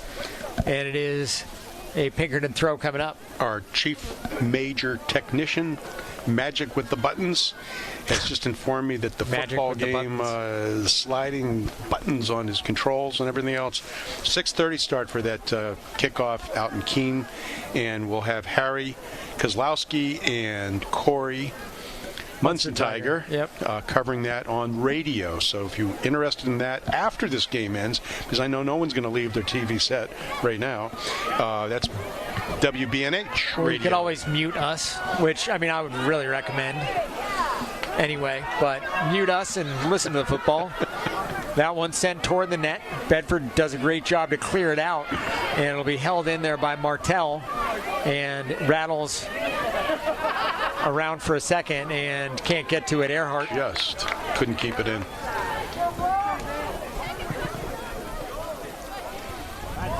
And the throw in off of the Pinkerton defender, and the Bulldogs will move the ball down the field. They just need one, really. I mean, I guess you could say the same for both teams. They've both had chances. It has been an exciting game, but nobody has managed to take advantage of anything yet. Jess Black, great job on D, knocking that ball away, but Pinkerton's still able to clear. Now Sloan Correa sends it to the calm Anna Diaz. Anna chips it over to Kenzie Forrester. Kenzie at the football 10, settles, now sends it off the back foot of the Pinkerton defender, and Pinkerton tries to clear it, cannot, and we'll see if they can get the ball out. They send it to the right side. Great defensive play by Pinkerton. And Bedford winds up heading it, keeping it in bounds, shockingly. Yeah, that was unfortunate. Forrester had that great opportunity there, it looked like. Couldn't get a good ball centered. It's hard to come around that ball, particularly if you're moving at a rate of high speed. Oh my God. Yeah, they're, you know, that I think that the level of soccer, when you look at the top, especially, you know, the top, and I'm not going to say just the tournament teams, but some of these top teams, is they have a lot of great players on any given night, day. One team can dominate another by just, you know, putting everything together, playing a little bit better than they have in other games, and that's all it takes. A lot of hustle. Kenzie, great touch there off the ball from Sloan to hold the ball in. And now Pinkerton gets a great bounce, but quickly cleared there by McKenna Snow. And now back the other way come the Astros, but Sloan Correa manages to hold her defender off. And now Jess Black fighting for the ball over on the far side and trying to get it to Annie Zink, who somehow holds it in bounds. And it looked like it might have gone off Sullivan, but unclear from here, obviously. And the throw comes. Now chipped up by the Bulldogs, and the stopper, as they used to call it, the center Stopper. back. Yeah, Thank you. there's an old term. That's one of the 2 position terms that I've been able to remember. Good for something. I gave you a soccer Stopper. term from like 35 years ago. Yeah, well, that was in the prime of my. Well, actually, it wasn't even. It was beyond that. I mean, that is the role that she is playing, Yeah, though. yeah, like stopper. she's Yep. on the back line of their defense, stopping any Bulldog chances at anything. Stopping. And that was the concept, to put a player up there who is quick, smart enough, doesn't necessarily have to be the best skilled dribbler and passer, but someone who is not going to back off attacking the ball as it comes towards the goal area in general. She's done a great job.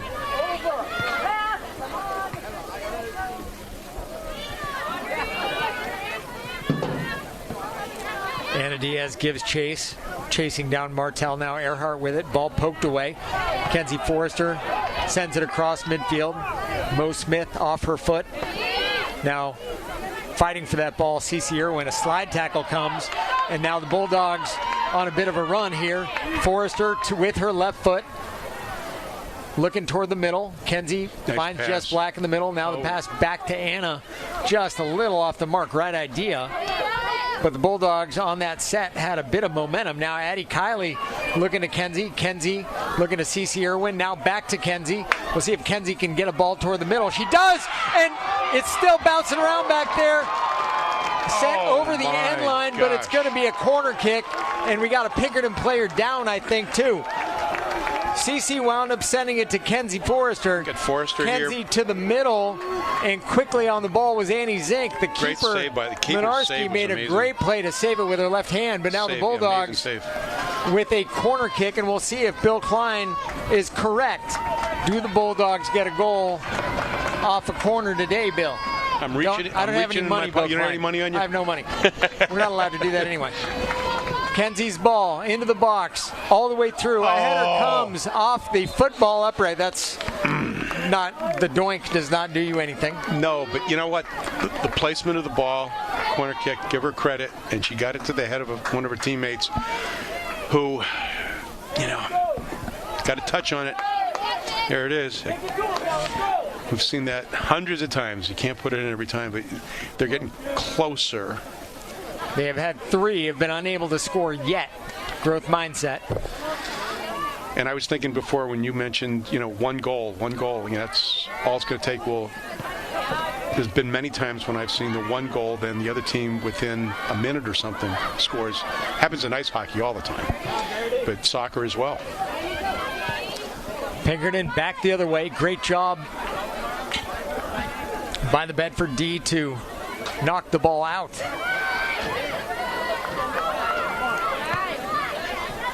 Back in, I can't tell you the year, but it may have been 2 consecutive seasons Merrimack played Pinkerton. Girls, this is in semifinals. 2 years in a row, Pinkerton beat Merrimack. They went to PKs both times. Right. I was in the stands as the father of one of the captains. Really, really, really And heartbreaking. you're still here. Heartbreaking, yes. Well, I carry that stethoscope around with me. Well played. For fans who watched the last episode, Bill. Anyway. Follow up. Stay tuned. Yep, exactly. Pinkerton with a good run here. She thought about taking a shot at Ungaro, but did not. Now the ball poked away, and there's a Pinkerton player who's going to have a shot at it right from the middle, but great job. Snuffed. Emma Peterson blocking that one. Now back the other way, the Bulldogs. Petey with it. Has it stolen from her. She's still fighting for the ball. No one. Whoop, no, there is one player down here for Bedford right there. Foul. Charge from behind. Or offside. They called offsides, which is okay. Either way, it's either way, it's a kick. it doesn't matter. He blew the whistle. That was a toss-up. It's nice to have somebody here who knows what all the symbols mean. Well, I have this tendency to watch things as they're going on, and sometimes I make the call. We actually had, training-wise, suggested some new referees take a whistle as they watch games on TV, and as they watch the play, actually use the whistle. That's clever. And like the home edition. Yeah. Yeah. Yep. Yeah. It made it like an active game. Great job, Petey, holding it in. Now Sloan sends it far side, trying to find Annie Zink, but cannot. Not easy to beat Annie Zink. No. Take the ball away from her. Beat her to it or anything else. You should see her play basketball. You know, I've not seen her play basketball. I've seen a few games. I'm going to pledge right now to Coach Gibbs that I will watch more basketball games this season than I ever have before in my life, I promise. In return for your service to our election team this year, I'll be seeing you Saturday here with the boys game at noon, and then Tuesday at our presidential election for at least part of the day. I'm hoping that I end up having to leave, you know? Ball sent through. Lila Yater sprinting after it, but not a whole lot she can do. Mlinarski going to send it out. She sends it back across midfield. Foot. And now the ball rolling around. Sipple with it, takes a touch, winds up getting a deflection, now ahead. And she's 1-on-4, and somebody sends it out of bounds. But, man, I have no idea how Bella Sipple was able to at least drag everybody that far down the field with her. Yeah, she's been from the beginning. I remember that was one of the first names I heard you say, Lauren, and you've called her bad throwing. She scores a good number of goals. Very fast player, too. That one sent into the box. Good communication by the Bulldogs, but unfortunately not a great touch. And now ball sent back near side. First touch. Nice defensively. Kind of made it difficult. Now Nora Ripple will send it goal kick off the Pinkerton player down in the corner, Braille, and it'll go out of bounds. A Bedford goal kick coming, 12:40 remaining in regulation. Lauren, you're moving around up here more than you usually do, and it's not cold. So you're into this game, I believe. It really is an exciting game. It's been well played by both sides. There's not been a lot of errors defensively by both sides. Not all the attack that we usually see. It has been good soccer. The thing that we're kind of missing is some clean contact with some of these clearing balls. Yes. Yeah, a lot of times it's just boot the ball, yep. Which used to hear 50, 60 years ago. That is a term that is frowned upon in the Bedford High soccer program. Boy. It should be. Yes. I had parents in the stands that would say, yell, boot it, and others that would say, oh, don't go that way when they're doing some back passing.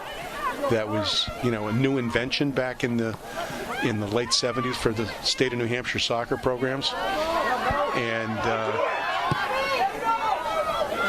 this is interesting. Bulldogs with a little bit of a chance off the head of Jenna Dindorf, and the keeper Mlinarski will come up with it. But Bedford had players there, and there wasn't a ton of urgency on the part of Pinkerton at that point. But for that matter, there wasn't a ton of urgency on the part of the Bulldogs either. Just seemed like something should have been going on, but wasn't. Foul. I think that. On whom?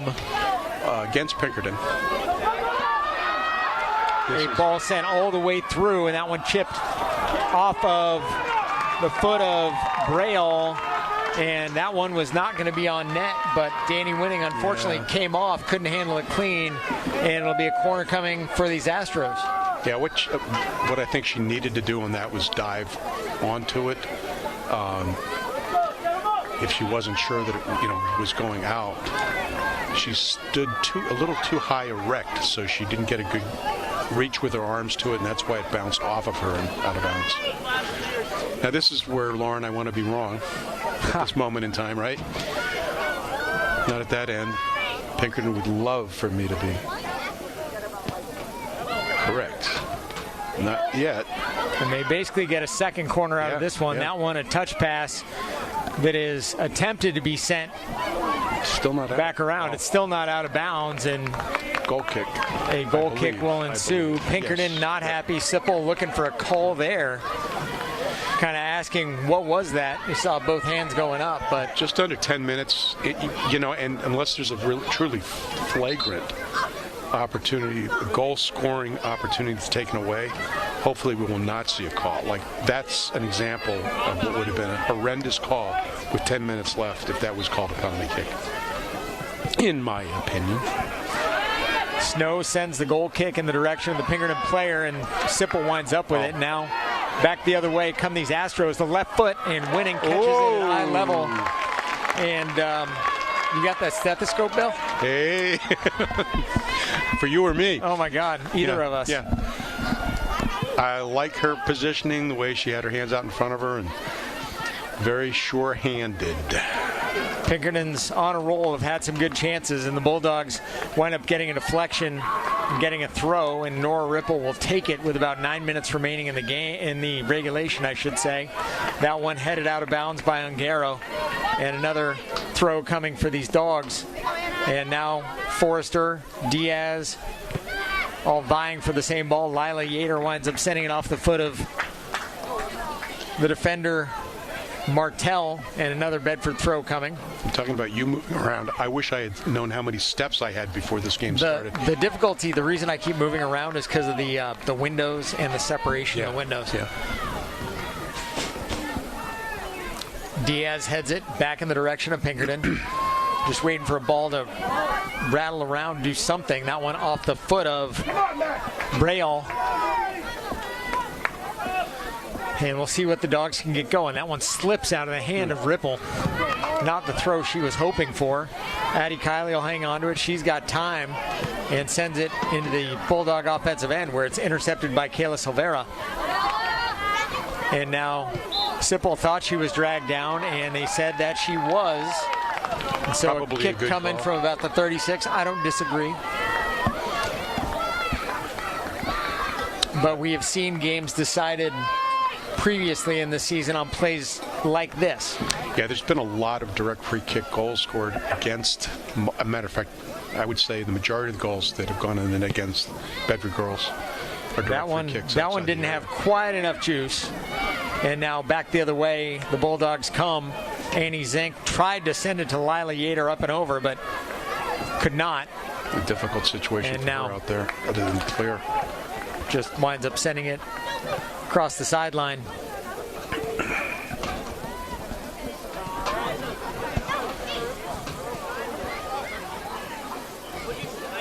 Throw is coming and off of Sipple's thigh, and it will be a goal kick for the Bulldogs. 7 minutes or so remaining in regulation.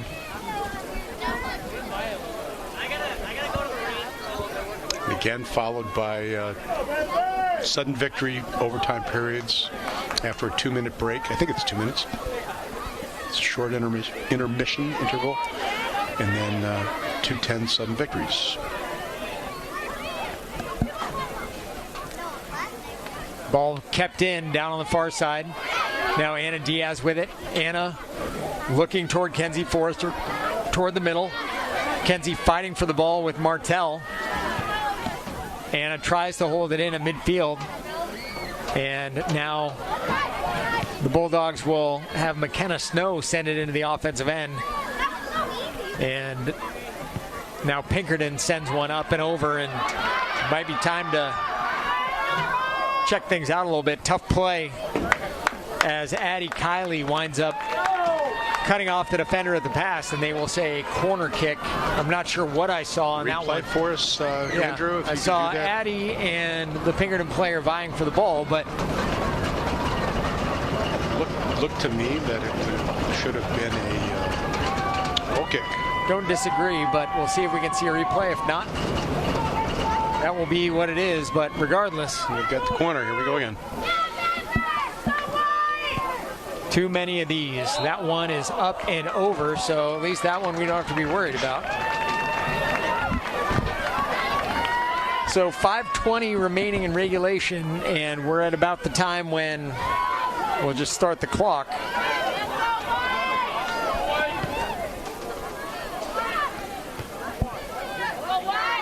Ripple will give that one a good lick, send it across midfield, trying to find Lila Yater. Now Annie Zink fighting for the ball down there, comes away with it, still fighting for it, still has it. Annie could use a little bit of help. Now ball knocked away from her, And the Bulldog D getting manhandled quite a bit. Addie Kiley getting thrown around like a rag doll by Sipple. Yeah, overall, I'd say the officials, as far as the fouls tonight, have done an excellent job of drawing a line. It's been a fair amount of physical contact, players like that right there falling into each other, but they're not fouls, and they've been consistent. That one a through ball, and a little bit too much on it if you're a Pinkerton fan. Danny Winning will come up with it, send it toward midfield. Now Sloan Correa gets it on the hop, sends it to Mo Smith on the back line for Pinkerton. And now Pinkerton sends one up the near sideline, does. Running out of bounds. And it'll go out of bounds. Ongaro giving that one a good run on, but nothing doing. About 4 minutes left in regulation, so.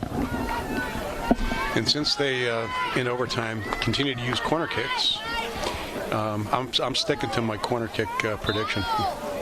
And I'm not sure whether he called a foul or he's stopping. I didn't see a signal for the foul, and I was pointing at the direction to go, but he's calling a foul. Interesting. I didn't really necessarily think that was a foul. And he didn't signal. No. Mo Smith chips it up. Nice chip. And Bulldogs will just try to get it out, and they basically do, but Pinkerton still holds it in. Now sent in, and that dangerous. One will go through the uprights. Remember how multiple goals have been scored with that chip shot in over the goalkeeper? That one had a little bit too much. Yeah, thank goodness. Yeah, I'm sure there's a lot of people here that can picture those goals scored against Bedford, because we didn't have too many that we can recall, because there weren't many. Snow sends it back toward midfield. Bulldogs just trying to get it back in their offensive end. That's been the real struggle here in this second half. Early on, they had some opportunities. Lately, they've been really difficult to come by. Combination unlucky bounces, and like right here, where the Pinkerton players have made the first touch on almost every single clearing ball that's been straight down the field. Nice job. Nice pass by Sloan over to the far side. Annie Zink looking to Lila Yater. And now Pinkerton sends it out of bounds. A Bedford throw will be coming. So see if they've got a chance. About 2:10 remaining. Plenty of time for either team to score, but right now Bedford's got a little advantage having the ball down in that end and controlling it right now. They control it. Anna Diaz with it. Winds up getting knocked away. Ball sent into the box, and unclear if that went off of anybody. But a goal kick will be the call.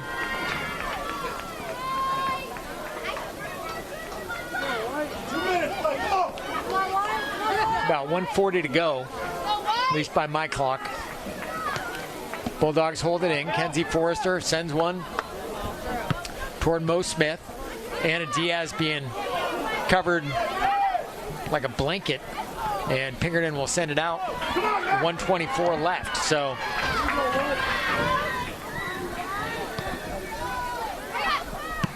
I'm amazed how Mo Smith does not commit fouls behind the opponent. Nice play made there by Addie Kiley, sending it off of Karaman. And Nora Ripple moving up, 15 yards or so. Good job by the trail official there. Good field position. Yeah. Now off of Yater, back to the middle. Sloan Correa with it. Sloan makes a move, sends it in over the head of Yater toward Annie on the far side. Now coming in. Was it Anna? I'm not sure who that was over there. It goes out of bounds, but it'll be Bulldog throw. About half a minute left. I think that's Anna Diaz. Anna's at about the middle. She's at about the football 25, so. Oh, that's okay. Yeah. It may be Emma Peterson, I believe. Now Anna with it. She's got a little bit of space. Takes a touch. Gets bumped into. Now to Sloan Correa. And they will say that is it. That was the fastest 5 minutes ever. So we are done with regulation for the first time in 17 games this season, regulation ends in a tie for the Bulldogs. Amazing. And interesting that now is when they choose to do it, when you can settle it by way of sudden victory here in the final 2 10-minute periods. And then on top of that, we got the part of the game that I don't even want to discuss. First overtime. Yeah, me neither. The second worst, I'd say seeing my daughter in the last couple of years of high school. It was junior year and senior year in high school with those PK. She actually scored both times, I believe. However, Merrimack lost in the PKs. My favorite situation was when my son was playing traveling soccer, and I'm sure many people listening to this have been down to Agawam, outside of Springfield, that area, hosting many tournaments where you get teams from all over New England and Canada that go down some of the big days, and Memorial Day, Labor Day weekends and whatnot throughout the summer, spring and fall. And we went to, in the finals, we went to PKs. This would have been under, 15, 14 under boys. I don't remember who we were playing, but one of the most difficult choices is if you're the head coach and your son or daughter might be one of the best PK kickers. So my son was number 5. I was hoping it didn't get to him. I didn't want him under the pressure to do it. Lo and behold, it got to 5. And he was the last kicker. If he puts it in, we win, game over, we go home with a trophy. You know what happened? He put the ball in the back of the net. He struck it like so quick. The referee blew the whistle. The ball's in the back of the net. It was one of the hardest hit balls I've ever known. Everybody's running around cheering. Parents are out in the field. Team's out in the field. And somebody says, "Hey, Coach, Bill, where's Jimmy? Where's your son?" He had disappeared. He was gone. He wasn't on the field. He finally comes walking across the field from the porta pots. Fair. He says, "Sorry, Dad, but I decided it was best to put the ball in the net first." And then I had to go. He took off. Nobody even, he ran so fast, no one saw him disappear. And then he came back. Everybody's looking at other things. We finished celebrating. He got the job done. But, the pressure on us. Oh, Bill. Standing on the sidelines, the stories I share. My son's safely out in Colorado right now, probably not listening to this. I hope for his sake he is not listening to this. But good memories for a lot of people and parents that have been in these situations with their kids.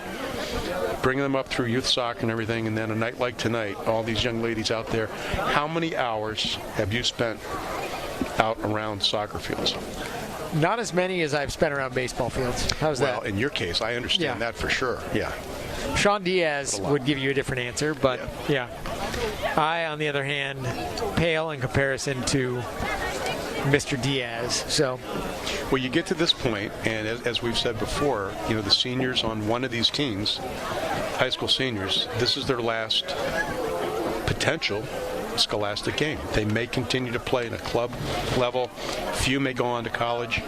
And certainly as adults, there's huge, fantastic adult opportunities out there to continue playing and have fun. Indoor soccer has gotten, that didn't exist back 40, 50 years ago. So much out there, but all the time, all the efforts that so many of these people have put into the game for their kids. Oh, yeah. Our teachers, our coaches of all the sports, they're special people. So we had an opportunity, because Andrew Fenn was running some replays, to take a look at some opportunities the Bulldogs had in tonight's game. And they certainly had some good shots, I'll tell you what. One where C.C. Irwin went in with the right foot, and the keeper, Sidney Mlinarski, made a great play to knock the ball away with her left hand. I think we're going to see that one now. That one. This is it. That one chipped over, and that was Anna Diaz's shot just to the right of the net. She was trying to chip it over. And we had the shot, I want to say the one from Karaman. Yep, the rocket just to the left of the net. And there was no doubt about that one. And then this one to Kenzie Forrester where Kenzie to Cece and then back into the box. And Annie, I should say, almost finished it, but off the left hand of the keeper, Mlinarski, who made a great play. So She struck that well. and then a corner from the Bulldogs that Bulldogs had ample opportunity on.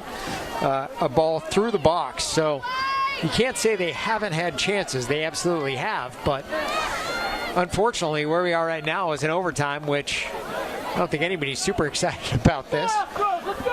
It is sudden victory. The freshman Lila Yater in the middle of the field. She will send it back to one of the more seasoned Bulldogs. I wonder if the official's not starting the game because he's waiting for the second hand to get to the top of his watch there or something. TV timeout. That was strange. Yeah. Yep, it's on us. Now here we go. Here we go. That one chipped up left side. I don't think Anna quite got that one like she wanted to. And now held in far side by Kenzie Forrester. Rolls into the box. Mlinarski came running up on it, but Mo Smith sent it out of bounds on the far side. And a Bulldog throw is coming, so decent timing. That one over the head of Anna Diaz. Mo Smith will try to clear, can't. Gets it to Sloan Correa. To Emma Peterson. To Anna Diaz with the left foot on one hop to the keeper Mlinarski. And the Bulldogs putting the pressure on early, but you call that a shot on goal Yes. for the purposes of this exercise? Yes. Exactly. Now, nice job, Sloan, knocking the ball away. And a Pinkerton throw to come.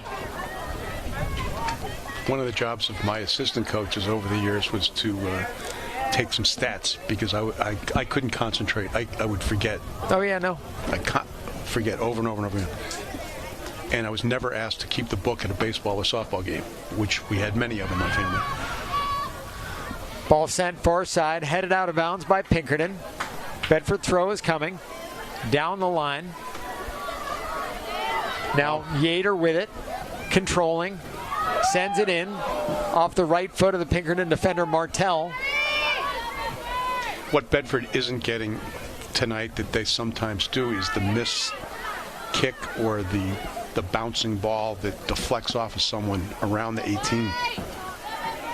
Pinkerton's been very, very good at getting to the ball with some better than average clearing, defending nicely. So the Bulldogs have a throw with about 8 minutes on the far side. Now the ball into the box, popped away. That might be a little bit of a break, a miss kick. And Annie Zink had it go off her head, but that's exactly what I was talking about, though, Lauren. That potential opportunity. And right back the other way comes Pinkerton. The left foot, the chip tried to go in. That one off the shin of McKenna Snow. And that was flirting with Disaster Man, about a half an inch to the right on her knee, and that thing's squirting into the net. Instead, it's going to be a corner kick, so here we go again. I was watching a game the other day, and it looked like the game was going to be decided like this by a own goal. A lone goal. It would have been a lone goal as well, but that's one of the worst things you do not want to see. That's so defeating. Ball sent in. That one's going to go all the way through, maybe. Almost. Great job by Kenzie knocking it away. And a Pinkerton throw will be coming, but that's better than a corner kick. And that one off the chest of a Bedford defender, and the Pinkerton throw is coming. Bedford trying to get an offensive opportunity here. That one off of Petey and out of bounds. So nice job, Kenzie, back checking there. Now Petey with it. Looking near side to Kenzie. Nothing doing. To Petey. Petey sends it up. And out of bounds, Pinkerton throw is coming. So for the Bulldogs, though, you need a little bit of urgency here.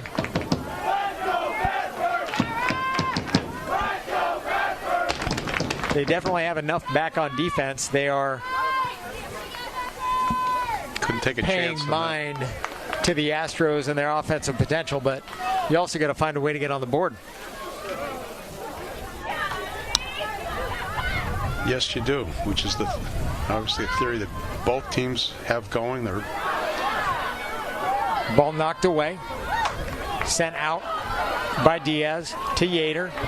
Deflected across midfield. Now back to Mo Smith. Smith, an effortless touch that goes all the way up. And, man, Mon had a chance at it, but she stepped on the ball. Holy cow. And the Bulldogs somehow emerged from that. Mon she had nothing in front of her except grass and a ball. Yeah, the goals are pretty big. They haven't changed size very often. Have not changed size. They experimented back. I don't remember when it was, Lauren, but there was a time period when the concept of 0-0 ties are boring to Americans, and I think it was the pro leagues experiment with larger goals. Bulldogs trying to clear. Anna can't. Sloan Correa steps on it. Something about that ball, man. Wow. Everybody's stepping on it. But they tried opening the goal, making the goal a little bit bigger, and to avoid 0-0 games. And it didn't last the whole season. I think it may have been done in preliminary games or something. When we're back to the same size goal that we've always had. Kenzie sends it off the Pinkerton defender. Now the Bulldogs have a throw at midfield. It'll come in. Sloan Correa hit from behind, and Pinkerton winds up taking possession of the ball. And now back the other way come these Astros, who have controlled things a bit here in this first overtime period. For Bedford, you might have to gamble a little bit. See if you can have McKenna Snow take charge from that back line on offense, as we have seen her do certain times, but it is a gamble. We've just seen a series of probably at least 12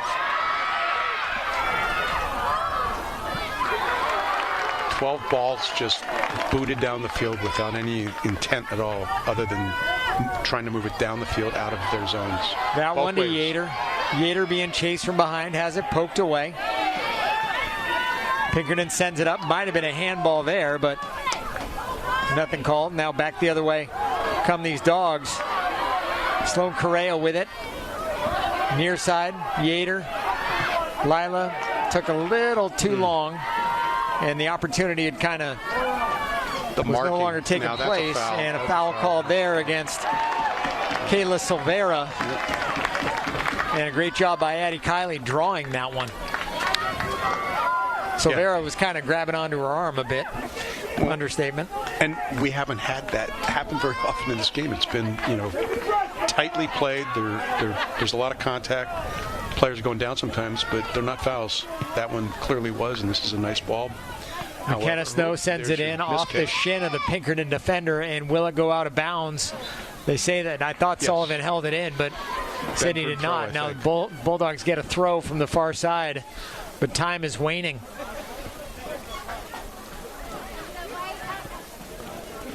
Ball popped up. Oh. Couldn't quite get under the header, Emma Peterson. And see if the Bulldogs can reset here. McKenna Snow calmly sends it up and over. Lila Yater with a shot at it. The keeper has it go off her hands. Lila attacked there by Mo Smith. Now the left foot of Kenzie Forrester is through the uprights. That's not what you want here. Great opportunity for the Dogs, and they couldn't take advantage of it. We'll have an opportunity to look at that one again, I think.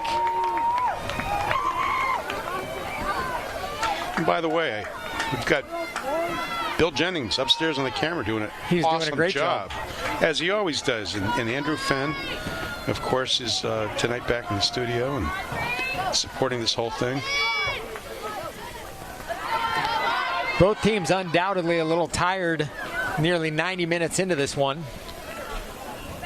What an unfortunate opportunity not to capitalize on. That one a through ball. Danny Winning's going to have to come up on it. She comes off her line just on time and does.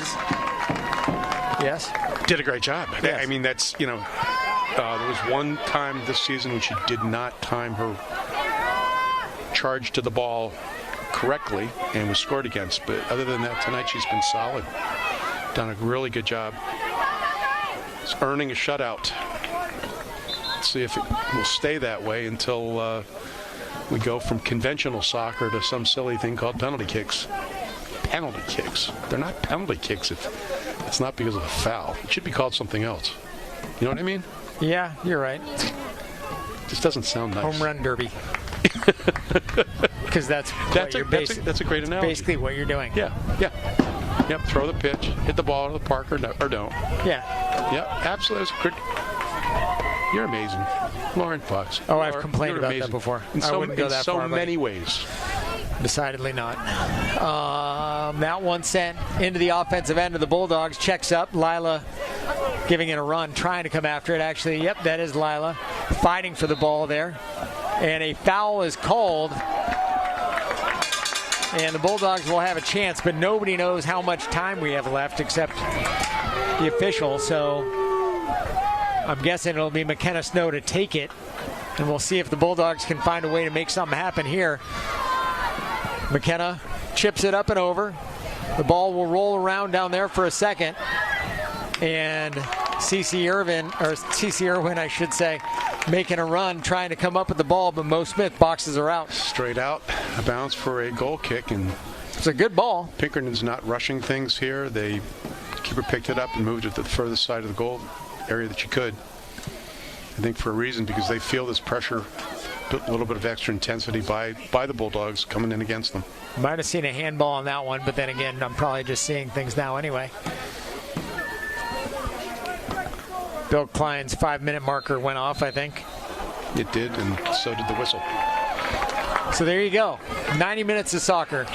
We're still no closer to a winner. A 2-minute exchange here, and we've got one more 10 to go. Quick update for you on football. 14-0 over Keene right now. Bennett Matthews in a quarterback. Not a surprise. They're picked to win this game by something like 30, 32, 34, 35 points. Play one more 10-minute overtime period. If there's no score, that'll be followed by penalty kicks. The officials have done a good job tonight. There were a few questionable situations there, but overall, by and large, it's been good. We haven't thought about them at all, and they've been hustling. They've done a very good job in tonight's game. Lauren, I love that point that we haven't really talked about them. We haven't thought about them. They haven't been a part of the impact, the outcome of the game, other than being consistently good. Fair. Now, I haven't felt great all day today, just kind of dealing with a bit of a stomach issue, but this is not helping this game. I understand that. At all. I understand.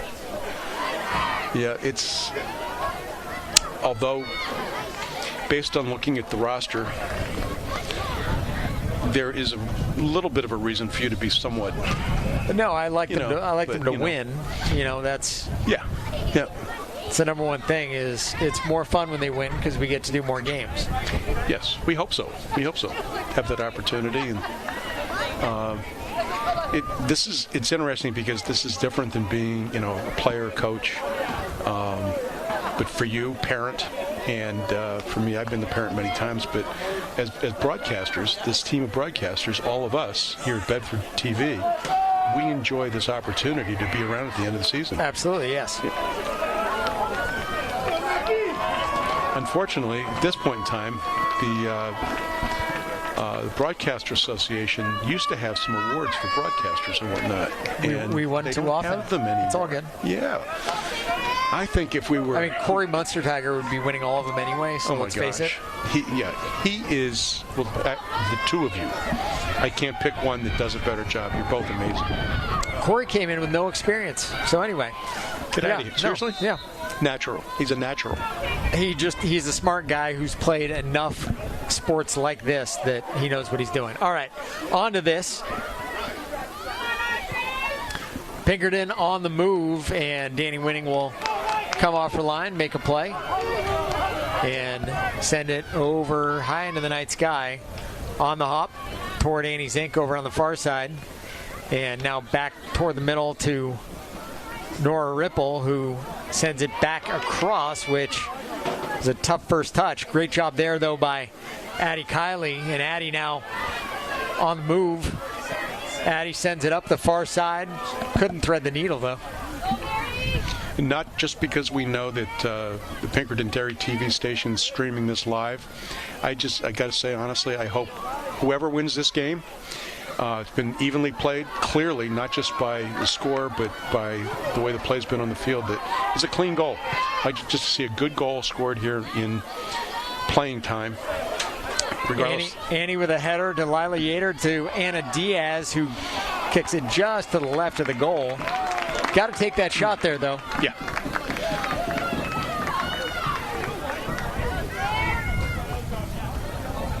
You miss 100% of the shots you don't take, and if you don't shoot, you don't score.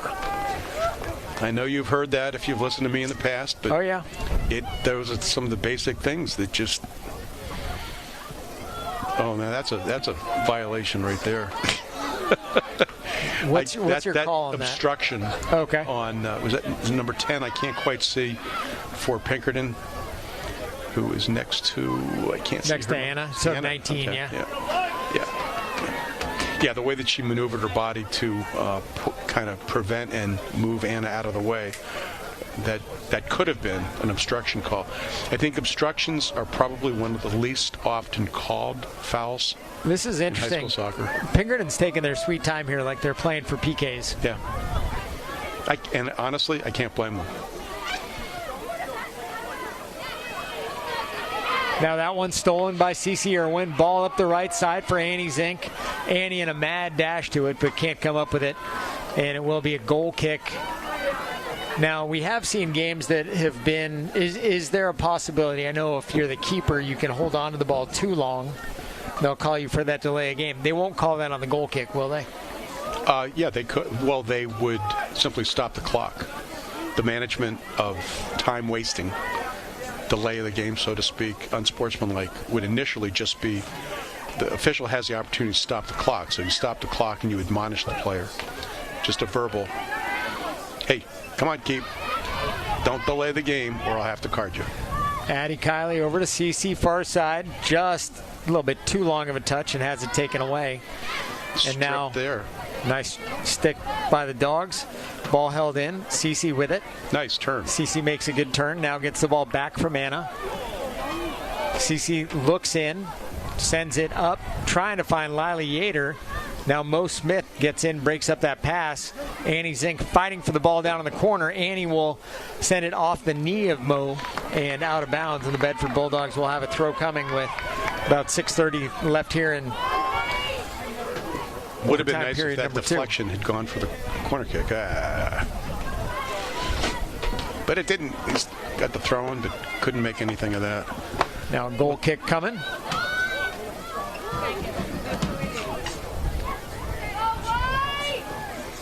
And see, right then the keeper could have moved the ball all the way over to the other side of the goal, which she did previously in the first. She didn't do it that time. And maybe the referee has said something to her. And that's good officiating, if that's what he did.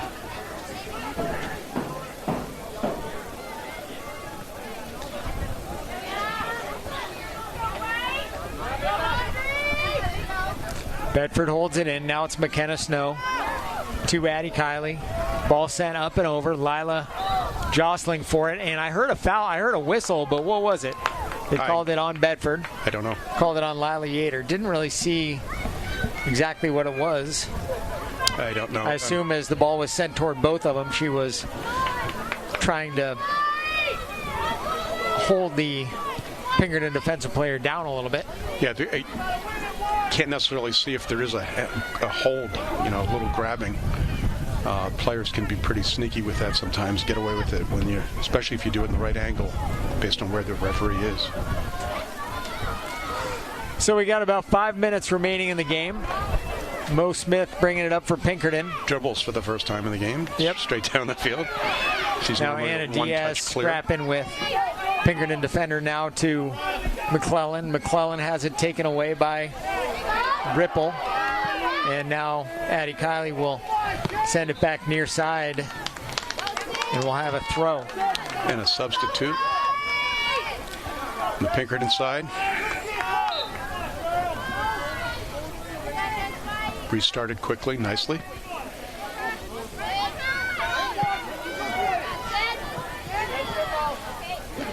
Unlucky there. Yep, Pinkerton throw will be coming.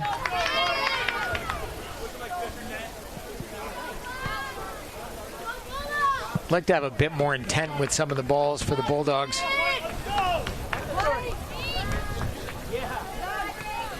Oops. That one might have been a handball on the Dogs that time. That one sent up and over Morris Smith, and Lenarski comes and shanks it. Here's a and the ball's going backward. However, Sullivan will send it back toward the near side. I should say it was not 2, Sullivan. 4, 6 and 2, 6 defenders against 2 attackers. Probability of that working in Bedford's favor was diminished. Diaz, Forrester. Forrester with it. Back to Diaz. Anna sends it toward the net, and the keeper, Lenarski, had it rattle around in her arms a little bit. Nice save. Good shot. Not one that made it real difficult to save.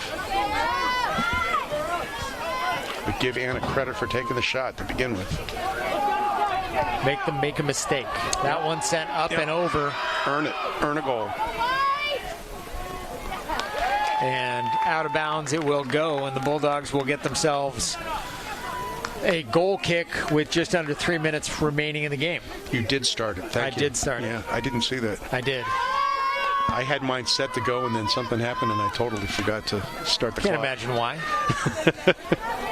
Like you, I'm totally into this game.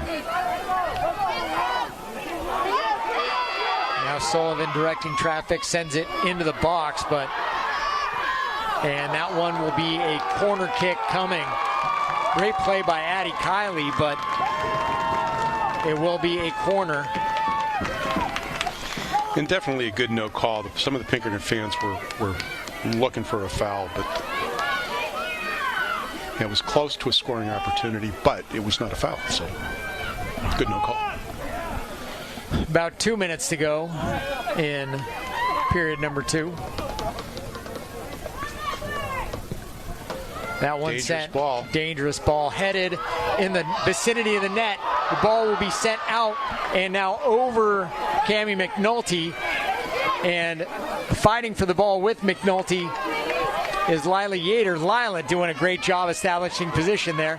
Now Sloan Correa comes up with it. We have about a minute and a half left. Kenzie Forrester fighting for the ball.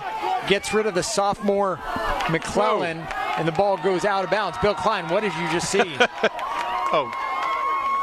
A couple errors by there's an error that way. There's a little bit of foul by the Bedford, retaliation for being hit twice within the span of 5 seconds. So the first one you saw was a foul that was committed against the Bulldogs. Correct. Yeah. Okay. Should have been called, especially in the area where the field where. Is that a whistle? Yeah, there was a whistle at midfield. So for the Bulldogs now, this is interesting. Usually you don't see a whole lot of anything called now. But we got about a minute left. Less than one play here. So it was at about the 50-yard line, the football 52, but that one sent in by McKenna Snow off the chest of the Pinkerton defender, now cleared near side. Good defensive play by Pinkerton. Now the fans starting to get into it. Addie Kiley will send it out off the shoe of Cammie McNulty. Now Anna Diaz pestering McNulty like a troublesome fly. Sid Sullivan back near side to McClellan. McClellan sends it into the box. That one's going to be a tough ball. Somehow it is knocked out of there, and Danny Winning comes up, fields it right as we near the end of our 5-minute period.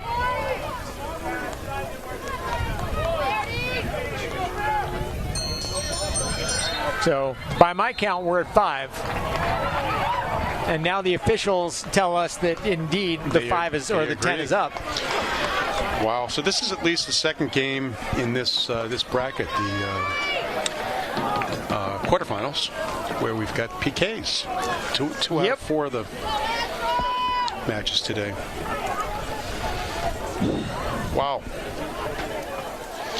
So we can How does this work? put the stopwatch away. Yep.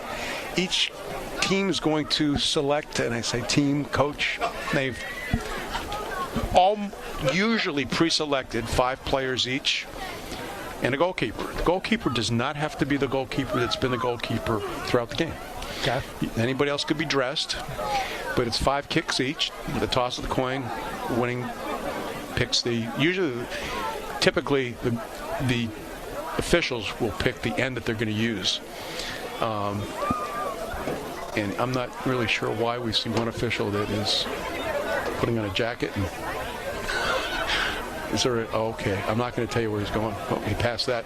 Anyway, 5 each, so best out of 5 first time around. And the first 3 kicks for one team go in and the other one misses. First 3, no, we're done. 3-0, you don't have to take the last 2, right? Okay. So it's when you cannot answer back. Correct. And then after the 5, if it's 10 total kicks, 5 for each team. If it's even, same score, whatever it is. And we had that in the Nashua BG game. It was 2-2 with a final of 3-2. And then another 5 different players. The goalkeeper typically stays down around the goal line during that or moves up. They can do it a couple different ways, but you've got one official on the goal line, goal judge, and the other official is near the penalty spot, but back you'll see them about 10 yards diagonally back away from the goal and the penalty kick line.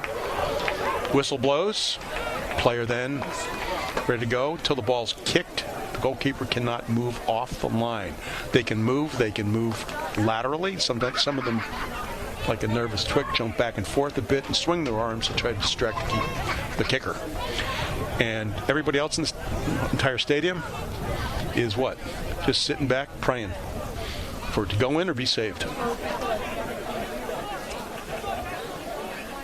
And after another 5, then you go 1-1, 1-1, 1-1. One team each, 1 kick for each. And that's until we have a winner. Agonizing. Oh, yeah. We knew this Pinkerton team was a good team. We saw it the last time when the Bulldogs scored their 2 goals both by way of a corner kick. So we knew that it wasn't going to be the kind of defense that you were going to penetrate. You were going to have to figure something out on a set piece.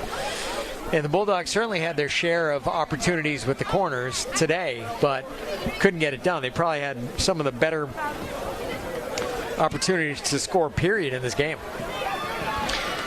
And, when I looked at the potential games and who I might pick, this game was a game that I thought that Pinkerton would have a good shot at Bedford. The 2 teams were very evenly matched when we saw them. Yeah. And I can't believe, I don't know their coach. At least I don't believe I do. Danielle Rappa. I do not know her. The name Ben Winchell, who's a manager. I recognize that name for some reason. But they've got a new principal, new AD over there. Really don't know that much about Pinkerton now, but like I mentioned earlier, with Bob Royce as their athletic director in the past, they've consistently had good programs in virtually every sport. Right. Year after year after year. And the coach is important, but they also have a good youth program. And they have a large they're a big school. They have a large catchment area. Yeah. Well, Derry is the largest by far, right? Yeah. Do you know if any of the Bedford players played together with the Pinkerton players? There are, yes. There are several of the names that I know from various teams. Mo Smith is one. Cammie McNulty is one. Sydney Sullivan is one. So these girls know each other, and that's also the interesting part about all of this is you're not going up. You're going up against people that you're generally friends with. Yeah. It makes it hard. I remember last year I worked a game over at Goffstown, boys game, and after the game it shocked me to see right off the field how many parents and players were getting together from both teams and hugging. That's why I asked you that question. Shaking hands, earlier, hugging and whatnot. You know, and honestly, it's a beautiful thing. It's nice. So nothing wrong with it. So, Bill, if you win the flip, do you choose to go first? Or do you choose to go second? Not with the youth team, but with my high school players, I gave them that choice. And they usually wanted to kick first. They felt that if they could score in the first one, it would be a good omen, so to speak. So it's the senior Kenzie Forrester lining it up. Here we go. And Kenzie with a shot saved to the right by the keeper, Blinarski. Wow.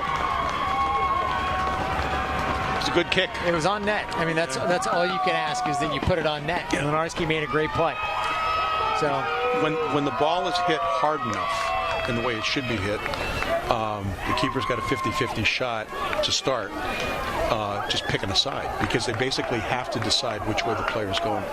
Beyond that, the ball's not hit really hard. Well, it's amazing when a goalkeeper can make a move to save a ball that's going the opposite direction. It doesn't happen very often.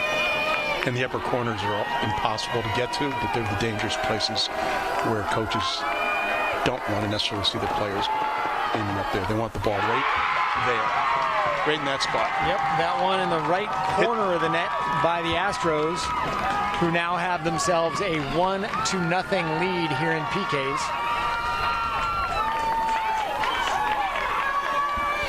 Every so often you'll see that change a keeper, or you'll see the keeper come out to take one of the kicks. Not very often. So 1-0. The Astros have the advantage. Bedford's kicking their second. This is McKenna Snow. And Snow sends it right into the back of the net. I wouldn't want to get in the way of that one either. No, that was well struck.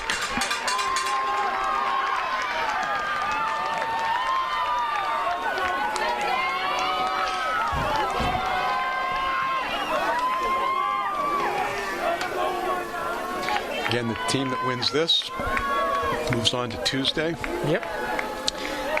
And that will be a 4 o'clock match at Memorial Field. And I doubt if that time will change.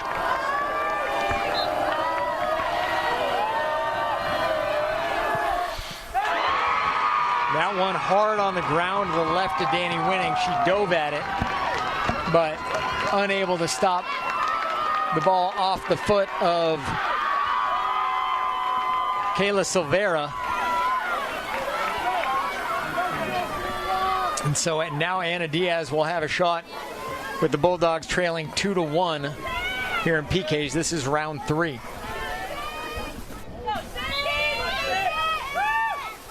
Anna sends it to the right. That one is good. Nice. Tied up at 2, but you got to get a stop here. A stop or a miss. Yeah, that's... So far, we've had all clean hits on the ball there by the kickers. And look who's coming up here. The defender, sophomore, Mo Smith.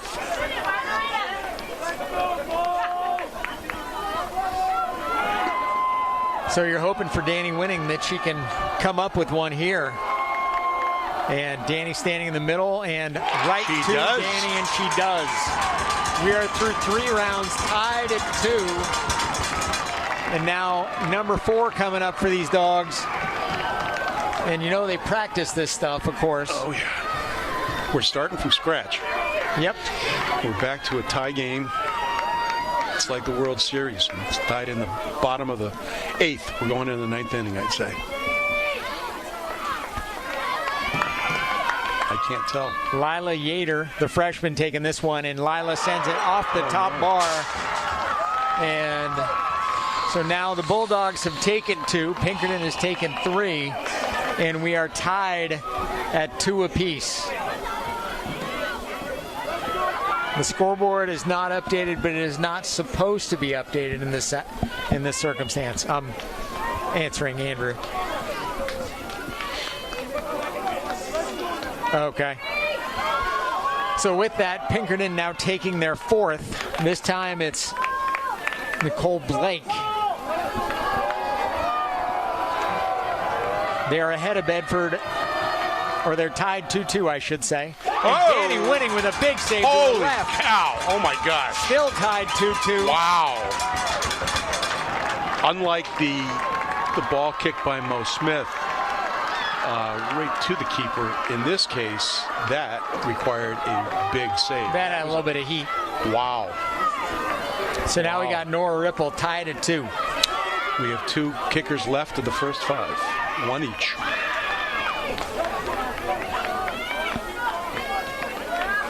It gets very, very quiet here. Yeah. All of a sudden. And if you can quiet the thoughts in your brain, well. Jeepers. Dead. No sound at all. Now one in. So for the first time in overtime, the Bulldogs have a lead, 3-2. Yes. And yes. Pinkerton taking this one with the game on the line. Now the pressure's back on for the first time. Like you said, this is the comeback to tie it up to go to another set of 5 each. So this is the junior Bella Sipple, who's been, like I've mentioned, heard her name as much as any other player on the entire field tonight. She's been a great factor. job. She's this 5th kicker for a reason, probably. I would say in many cases it's the player that you've had that's been most consistent on those practice kicks throughout the season, including the preseason.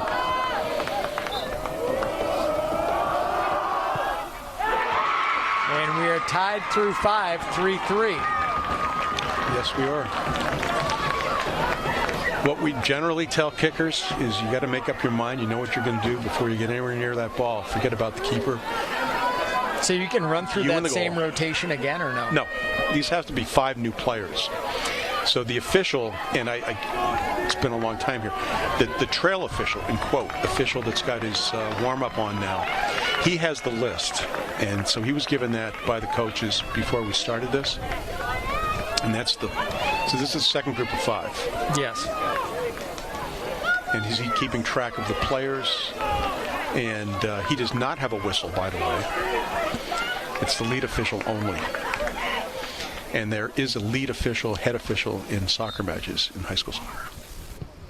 Addie Kiley with a big kick there. Bulldogs with a 4-3 lead. And we'll see if the Astros can return serve here.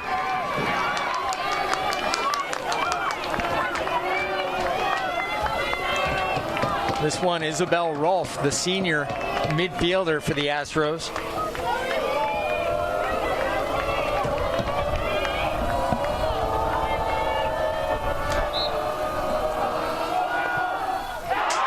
And Rolfe sends it in the right side of the net.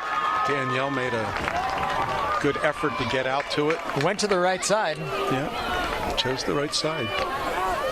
And Danielle, by the way, one of 2 freshmen out there on the field, correct? 2 for the Bulldogs, 2 for the Astros. Yes. Oh, only 1 for the, 2. 2 for each team. 2 for each. Yater, who took a...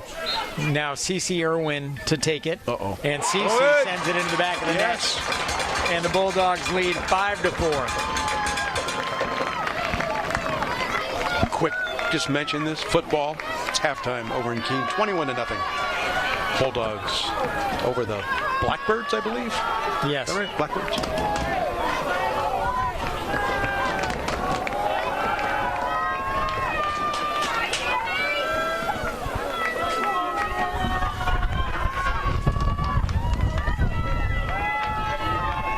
As many of you know,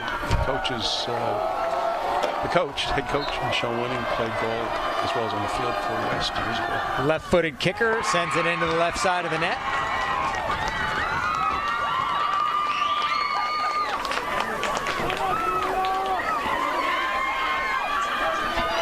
Yeah, is it 2-2 now? No.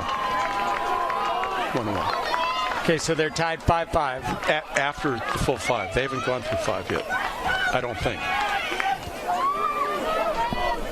Yeah, after the first 10 kicks, then it's 1-1, back and forth. Oh, no goal. That was off the crossbar. It looked like it went off the top Andrew, bar. I thought it. It looked like it went in. He said it did not. He's right in position. We're way up here, but Andrew, can you give us a quick replay on this? That was my kid, by the way. It was? Yep. Oh, God. No replay. So I've lost track of the score. It's 5-5, correct? I think so.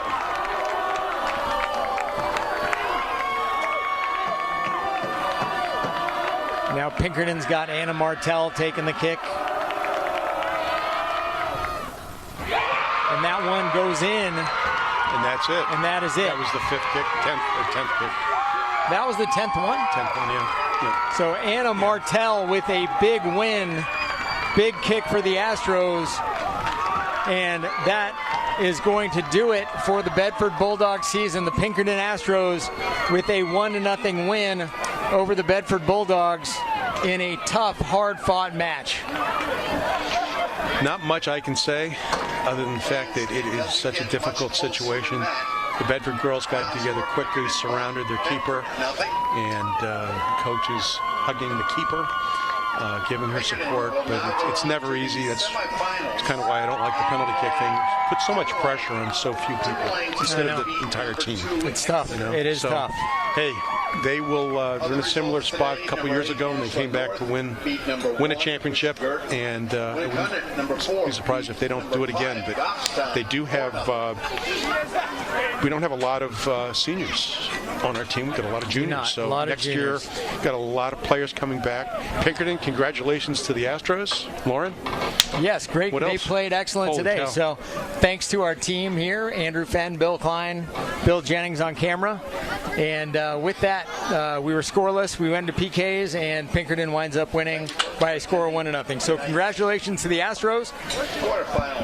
We will see you next soccer season, unfortunately. So boys Saturday. Boys are Saturday. You'll be doing that one. So Saturday. With that said, your final here from high above Bulldog Stadium, 1-0. The Pinkerton Astros victorious over the Bedford Bulldogs.